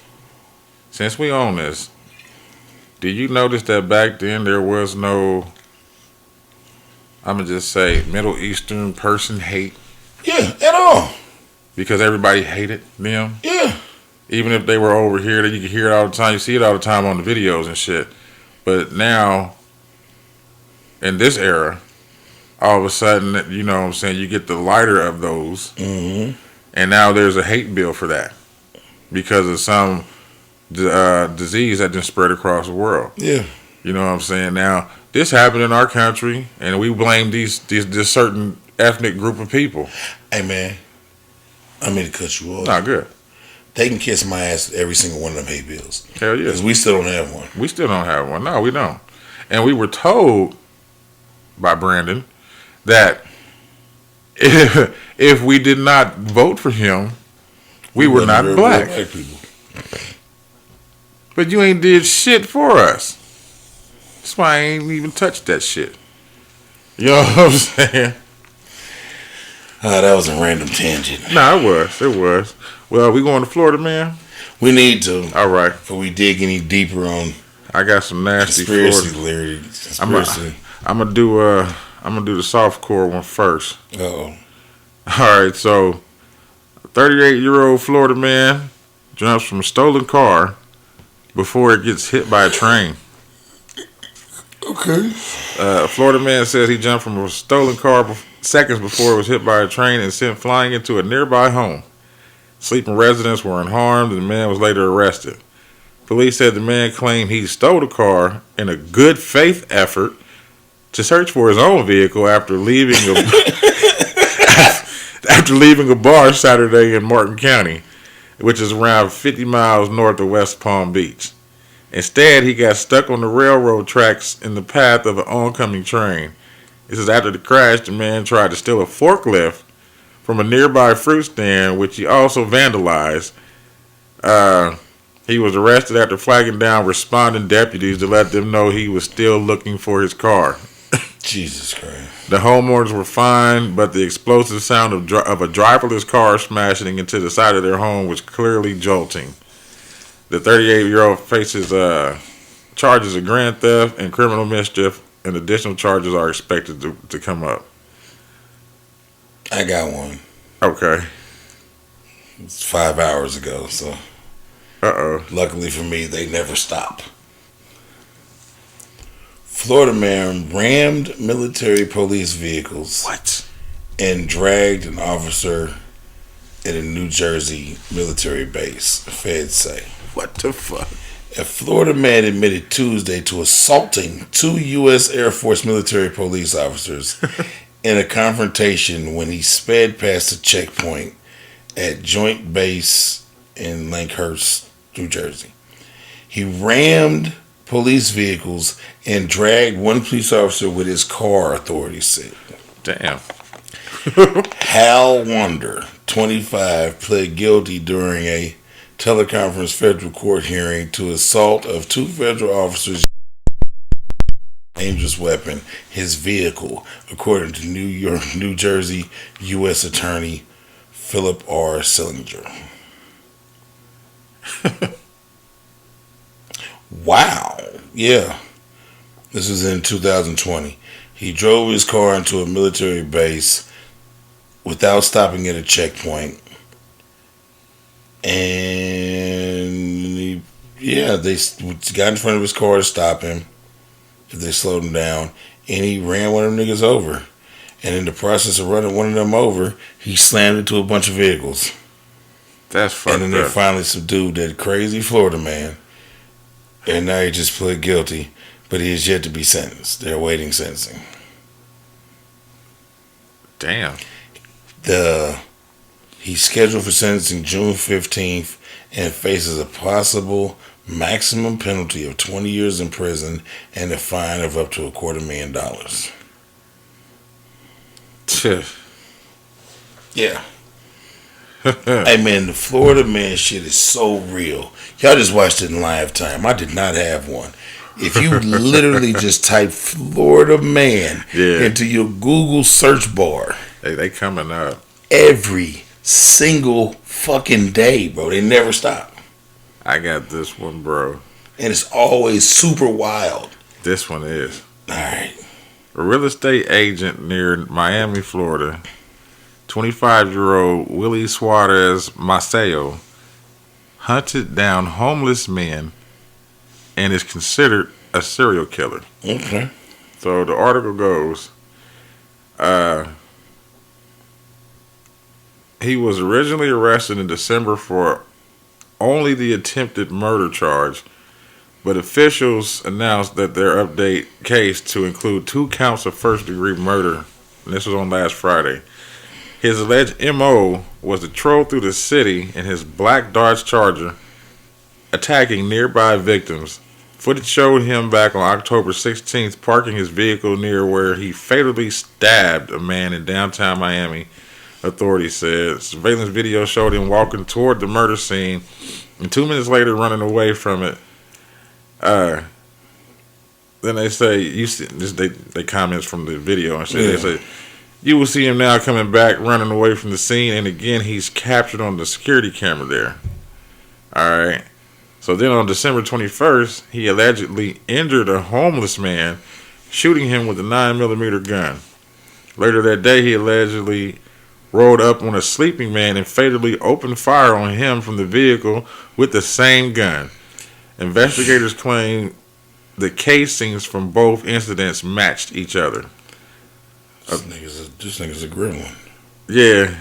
So authorities said they were able to soon arrest him because they managed to get his license plate from the footage, and they found him with the gun. The same gun that he was accused of shooting. They found that weapon on him? Yeah. I hope they bury his ass. That shit's crazy, man. Yeah, I hope they bury his ass. Fucking Florida man, bro. Florida man. Shit. Fucking Florida man. You got some mag? Melanated? Yeah. The melanated man? I guess so.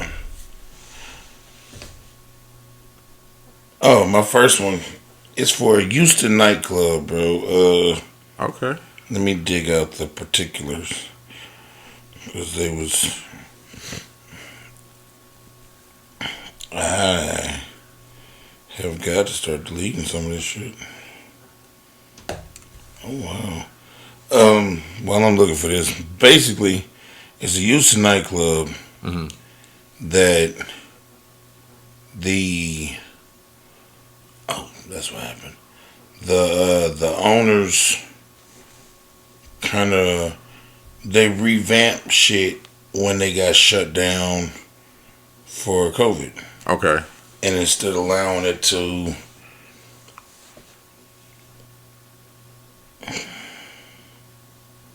there we go. Instead of allowing the club to be shut down, they transformed the club into a grocery store that supported black vendors. Yeah. We had that before. Did we? Mm-hmm. Oh. Yeah. Okay. Because he didn't want, it was in like some district. Yeah. District Market Green. Yeah. Okay. Yeah, we had him before. Yeah. You know I be drunk. I be forgetting. You good. I be forgetting.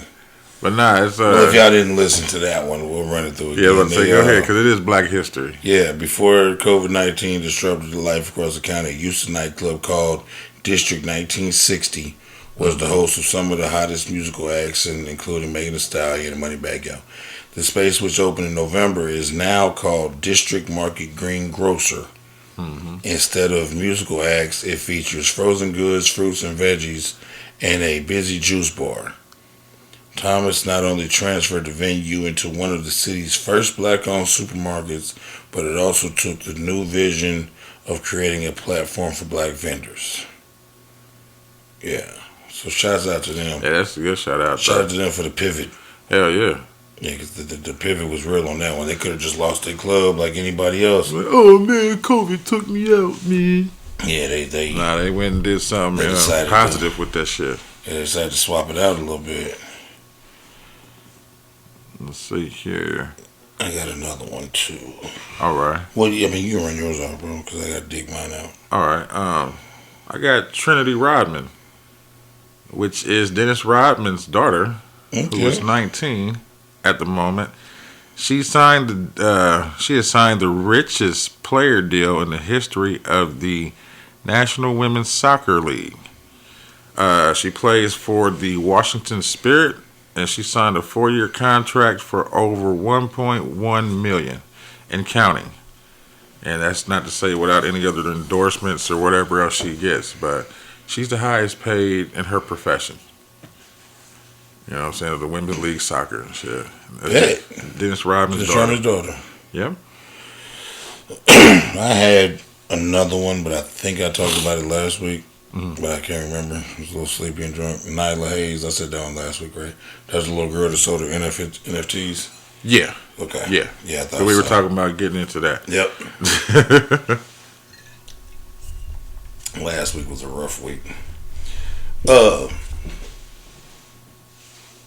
YouTube land, we talked about losing the video, but as usual, we did not lose the audio. Oh, no. No. So the audio is up and running. It's up and running. It's on Spotify and Google and Apple and Apple. This one it was supposed to be my honorable mention, but I had the wrong one wrote down from last week. It is a Antoinette Goodyear. She is the young woman that was the crossing guard. I don't know if you saw that video that saved that little girl from getting ran over by that car. I just seen that this morning. And got hit by the car. She snatched her the fuck up. Alright. She was on some Du Bois shit. Yeah. A crossing guard in Cecil County, Maryland is being held as a hero after pushing a young student out of the way of an oncoming car, putting her own life in risk and being hit while saving the child. Mm-hmm. Crossing guard Antoinette Goodyear, who is also a police officer, was struck and treated at the hospital, according to Cecil County medical heart stop video to rescue. Goodyear was helping a middle school student cross the street Friday morning when the car ran the situation and she yanked her out the way and Right. threw herself in front of the car. And fuck that motherfucker that was driving that car. Yeah, fuck them. First of all, like you might do it too. In certain school zones where it's flashing, I might not slow the fuck down depending on what I see around me. Yeah. If ain't nothing going on, yeah, I'm going to normal speed limit or I'm a tad over what they want me to go. But bro, if it's crossing guards out, If it's, you could clearly see kids and everything. and see me personally, I always pay attention, Right. but I pay extra. I got children, Exactly. so I pay extra attention in the hours when school is entering and releasing. Yep. You got to, man. Like you have to. Yeah, like even like coming through my neighborhood, right? Mhm. You know I'm a night crawler. I be on some other shit. Right. So sometimes I be coming home at 6 something in the morning. Mhm. Well, a lot of these kids in my neighborhood are on their way to the bus stop. Yes, sir. So I be coming through the neighborhood and I gotta control the way I slide because They might be crossing the street. They might be walking in the middle of the street. You never know. yeah, and that's me on my own time. This nigga hit across. To hit that kid. Probably on their motherfucking phone. I've been seeing a lot of that shit lately. Yeah. It be making me wish I was a cop, and I'd be like, man, I'll pull this motherfucker over. Yeah, so once again, Antoinette Goodyear. Shout out to her. Big shout But out yeah, to if her. you ever seen that video, that child was crossing the street. The crossing guard was in the middle of the street Right. with the sign telling Buddy them to stop, Mhm. and she basically told the kid. I don't even think she told the kid to come on, but the kid went on ahead and came on because he Right. saw her in the middle of the street with the fucking stop sign. Exactly. And then as she got towards the middle, that car was running through that motherfucker and Shit. It damn near didn't stop. it barely stopped. That's what Yeah, I'm saying. because it stopped after it hit the cop. Because she took, basically she grabbed that little girl and swapped places Swung her. with her. Yeah, she swung her. She slung her and kind of spun back, and that car hit that cop and saved that little girl. So yeah, shout out to her. Yeah, big shout out. Yeah, shout out to you on you. She was supposed to be an honorary mention on my melanated mag, but she's there. I got one from Black History. And shout out to Eugene. Hello, Cockroach. Eugene creator. Inslee. Inslee? Yep. Okay. Because I'm saying that because when I woke up, I do my notes and shit the day before. Yeah. And when I woke up this morning and I got on Facebook, this Eugene brother put some shit up. posted my Black Excellence for Black History. You know what I'm He saying? did what now? He posted my Black Excellence The for one Black you already had? Yeah. For Black History? Yeah. Okay. And I was like, that's dope. All right. You know what I'm saying? So it's Lewis Howard Lattimore. He was born 9/4/1848. Perished on 12/11/1928. Mm-hmm. All right, so he got about, what is that, 80 years? All right. Had a good run. He was an inventor and patent draftsman. He invented an evaporative air conditioner and improved process for manufacturing carbon filaments for light bulbs. And he also improved the toilet system for railroad cars. He was that guy. He was that guy, and I'm pretty sure that the light mafia or the bulb mafia, whatever they want to call themselves, came after him for making strong filaments because Alexander Graham Bell and them or whatever the fuck. Them niggas. Because they had a whole light bulb mafia around the world. You know what I'm saying? Because they wanted them to die off so people could keep buying them. Yeah. You know what I'm saying? It's the same with anything, bro. They don't want to make shit that lasts. No, they want nothing to because last. that's not how we keep you being a recurring customer. But yeah, I thought that was dope that he had that's here super for dope. Black History, man. That's super dope.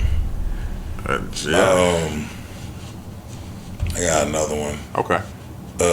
Not really though, but shout out to Floyd Mayweather for being so motherfucking rich. This nigga forgot what car he was driving that day and was lost.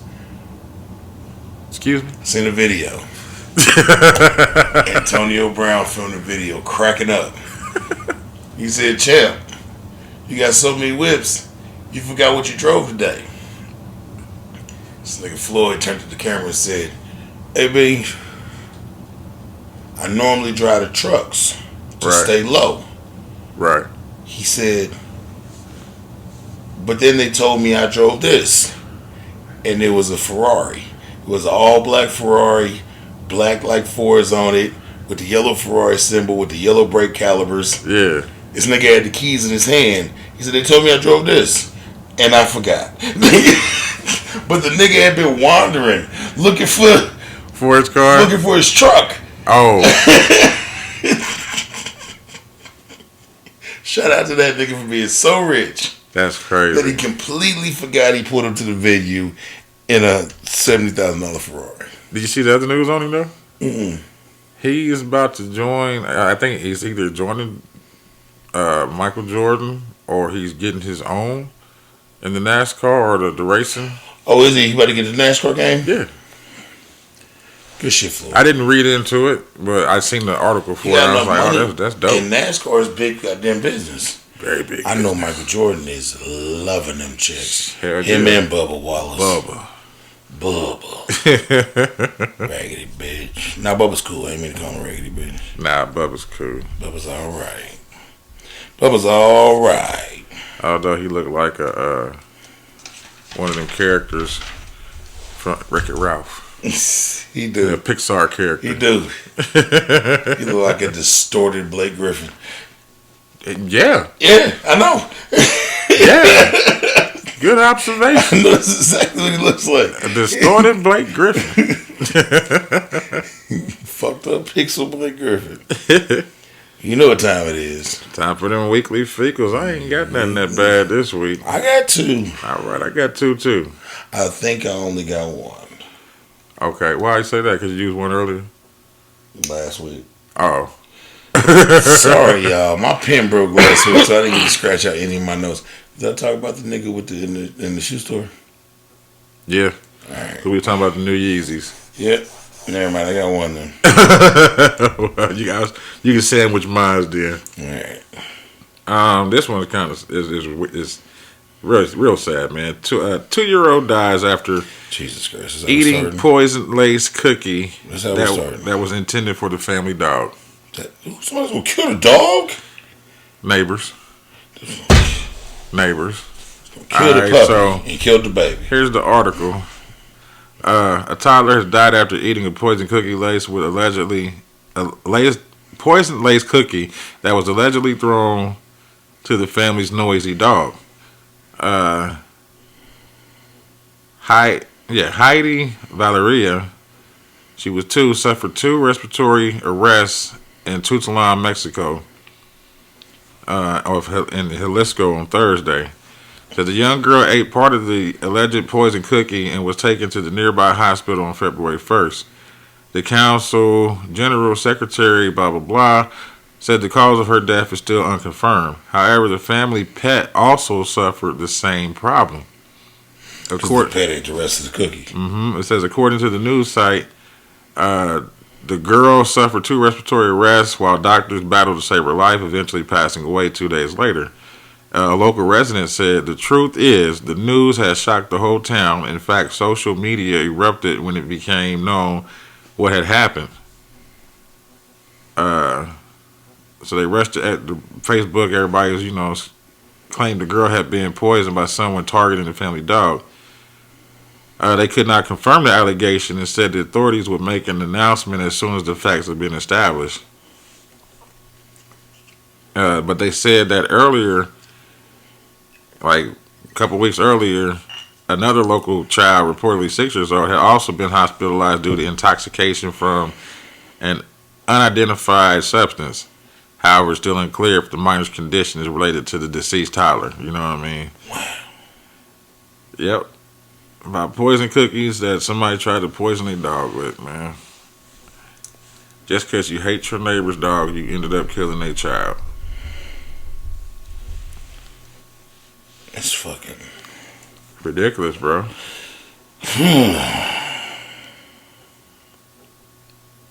Okay.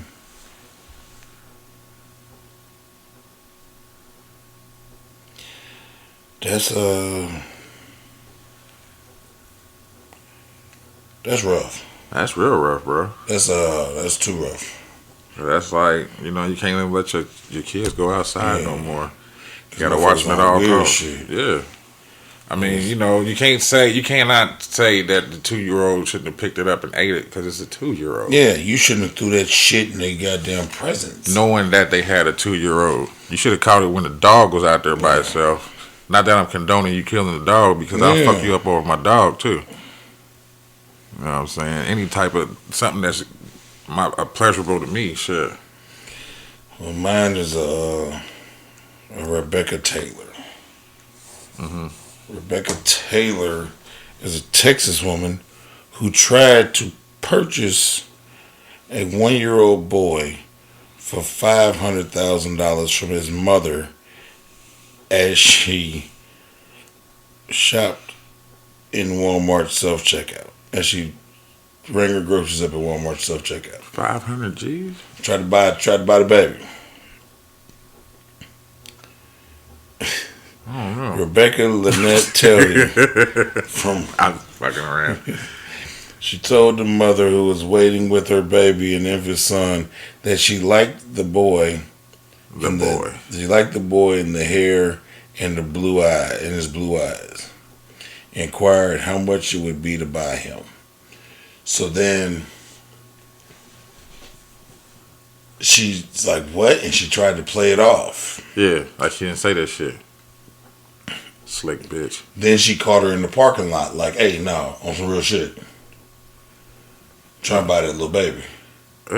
Give you half a meal ticket." I'd be like, you can come over for visitations. You can't. And they're gonna be supervised visitations, but you can come on with that half a bill. You can say that he's your son. Eventually, the mom kind of told her, yeah, but then called the police. She told her, yeah, to keep her around. Yeah, of course. And then called the police, and they got there and locked her up for trying to buy a goddamn baby at Walmart. Walmart ain't got everything for sale. She didn't think that. That wasn't no rollback price either. It really wasn't. I'm sorry. You gotta laugh to keep from crying, man. That shit's sad, bro. Like, how bad do you better go visit that man with that? He better tell him pull up. He gonna pull up on her. Pull up on me. You talking about man with the super spray? Yeah, he better pull up on her. That turkey baster. Mm-hmm. Right in that good old gush. Oh. Oh, Lord. And look, and he'll do it for free. He don't even want the 500 for the G. free fee. He just want 150 kids out here. You know what I'm saying? My man gonna hit his max soon. Delivery guy. He gonna hit his desired number soon. It's gonna be all over. All right, this one might take a little bit of cake then. California couple pleads not guilty to the decapitations of their teenage children. Oh, wowzers. Yeah, I'm listening. A couple charged with murdering their 2 older children by decapitation, then had them by decapitating them, have pleaded not guilty to murder and child abuse. So this happened last Wednesday with a Mr. Maurice Jewel Taylor, Sr., 35, and Natalie Sumiko Brothwell, 45. They all they pled not guilty to murder in the Los Angeles courtroom. They were both accused of murdering Maurice Jr., 12, and Mayaka, 13. To the parents stabbed the children to death inside their Lancaster, California home on November 29th, 2020. After they murdered my son's birthday. For real? Fucking terrible. I'm sorry. After they murdered Maurice and Malika, Taylor and Rothwell demanded that the younger siblings look at their deceased brother and sister. The pair they also withheld food from the frightened children and forced them to stay in a bedroom for several days. Then, when authorities arrived at the home in early December, the bodies were still inside the house. Taylor Sr. was originally arrested in December 2020, and Brothwell was arrested at her home in Tucson, Arizona. So this bitch left. She went to Tucson, Arizona in September of 2021. Not only were the couple charged with murder, but they were also indicted on 2 felony counts of child abuse under circumstances likely to cause great bodily harm and death with reference to their 8 and 9-year-old sons. So they didn't kill the 8 and 9-year-olds? No, they left them in the They house. made them watch. They made them watch and then didn't feed them for like 7 years. The question about Taylor's mental health arose in 2020, preventing the case from moving forward. But last year, court proceedings were reinstated. I said, fuck all that. They ain't that crazy. Nah, they ain't that crazy. They said there was no information concerning Brothwell's job, that Taylor worked as a physical therapist. And due to the pandemic, he had been doing virtual sessions, and his clients became concerned and reached out to the police after he failed to report to work. So your damn clients told on you. Well, they paying clients, that's why. Mm-hmm. The pair is currently incarcerated and has a $4.2 million bail. And on February 15th, Brothwell and Taylor are scheduled to appear in court. If Taylor's convicted of decapitating his children, he can spend the rest of his life behind bars. It's not been determined if Brothwell faces the same fate. Well, shit. Yeah. Nigga, that was horrible. Yeah, well, I didn't get to read it all the way through. I was just like... It was too much. I was just like, this was too much. This is what's happening. It was too much. But that's crazy, man. It was too much. How do you do your own kids that way? I don't know. You know what I mean? Some sick motherfuckers in this world, boy. I know it. There's some sick motherfuckers in this world, boy. That's the bottom line to it there. There's too many sickers. If they're not killing and chopping, they fucking them. They fucking them and touching them, locking them up in the rooms, not feeding them, yelling at them, beating on them. You know what I'm saying? It's just all the wrong shit. All the wrong shit for people that shouldn't really have kids. Nah. You know what I mean? But we can't go off of pre-recognition to say, oh, we knew it was going to happen. Nah, it just happens, and that's what we gotta deal with. That, not to get on some weird shit. No, you're all right.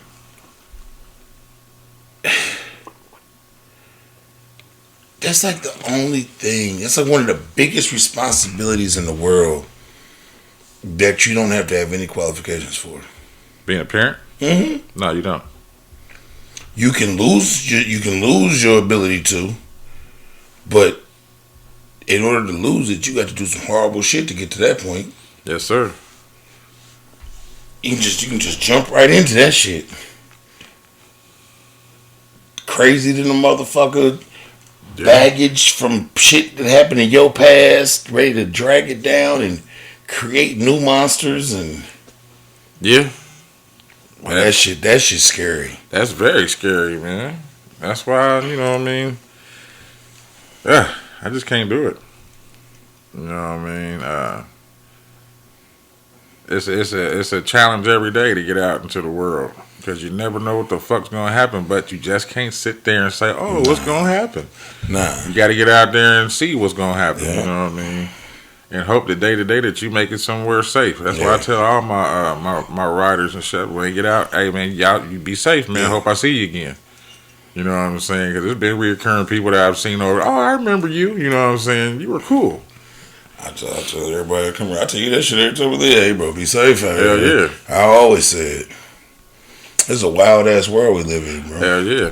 And do you notice, like, I think we're like the only city or state that says that when we leave each other and be safe. Be safe. Yeah, that shit ain't no. yeah. Everywhere else. Yeah. Have a good one. Yeah, you know what I'm saying? Be safe. Be safe. You know what I'm saying? Please be safe. That's our term of endearment. Goodbyes. Yeah. You know what I'm saying? That's crazy though. It's like that, but that's the world we live in. That's the world we live in. And shit, that's a wrap unless you got anything else. I don't think I got to. I think I got nothing else. Shit, we can I wrap this one think up. we good to go. Yeah. I think this has been episode 36. 36. Appreciate the love and support.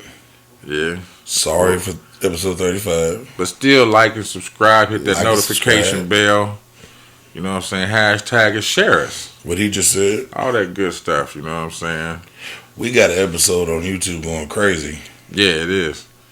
It's the, which one? New Year's? New Year's. Yeah. It has quadrupled any views we got from the other episode. So whoever's watching that shit, I appreciate you. 2 thumbs up. Yeah, that motherfucker getting more and more views every day. That motherfucker a month old now. Hell yeah. We got a title for this one? No, shh. Wow.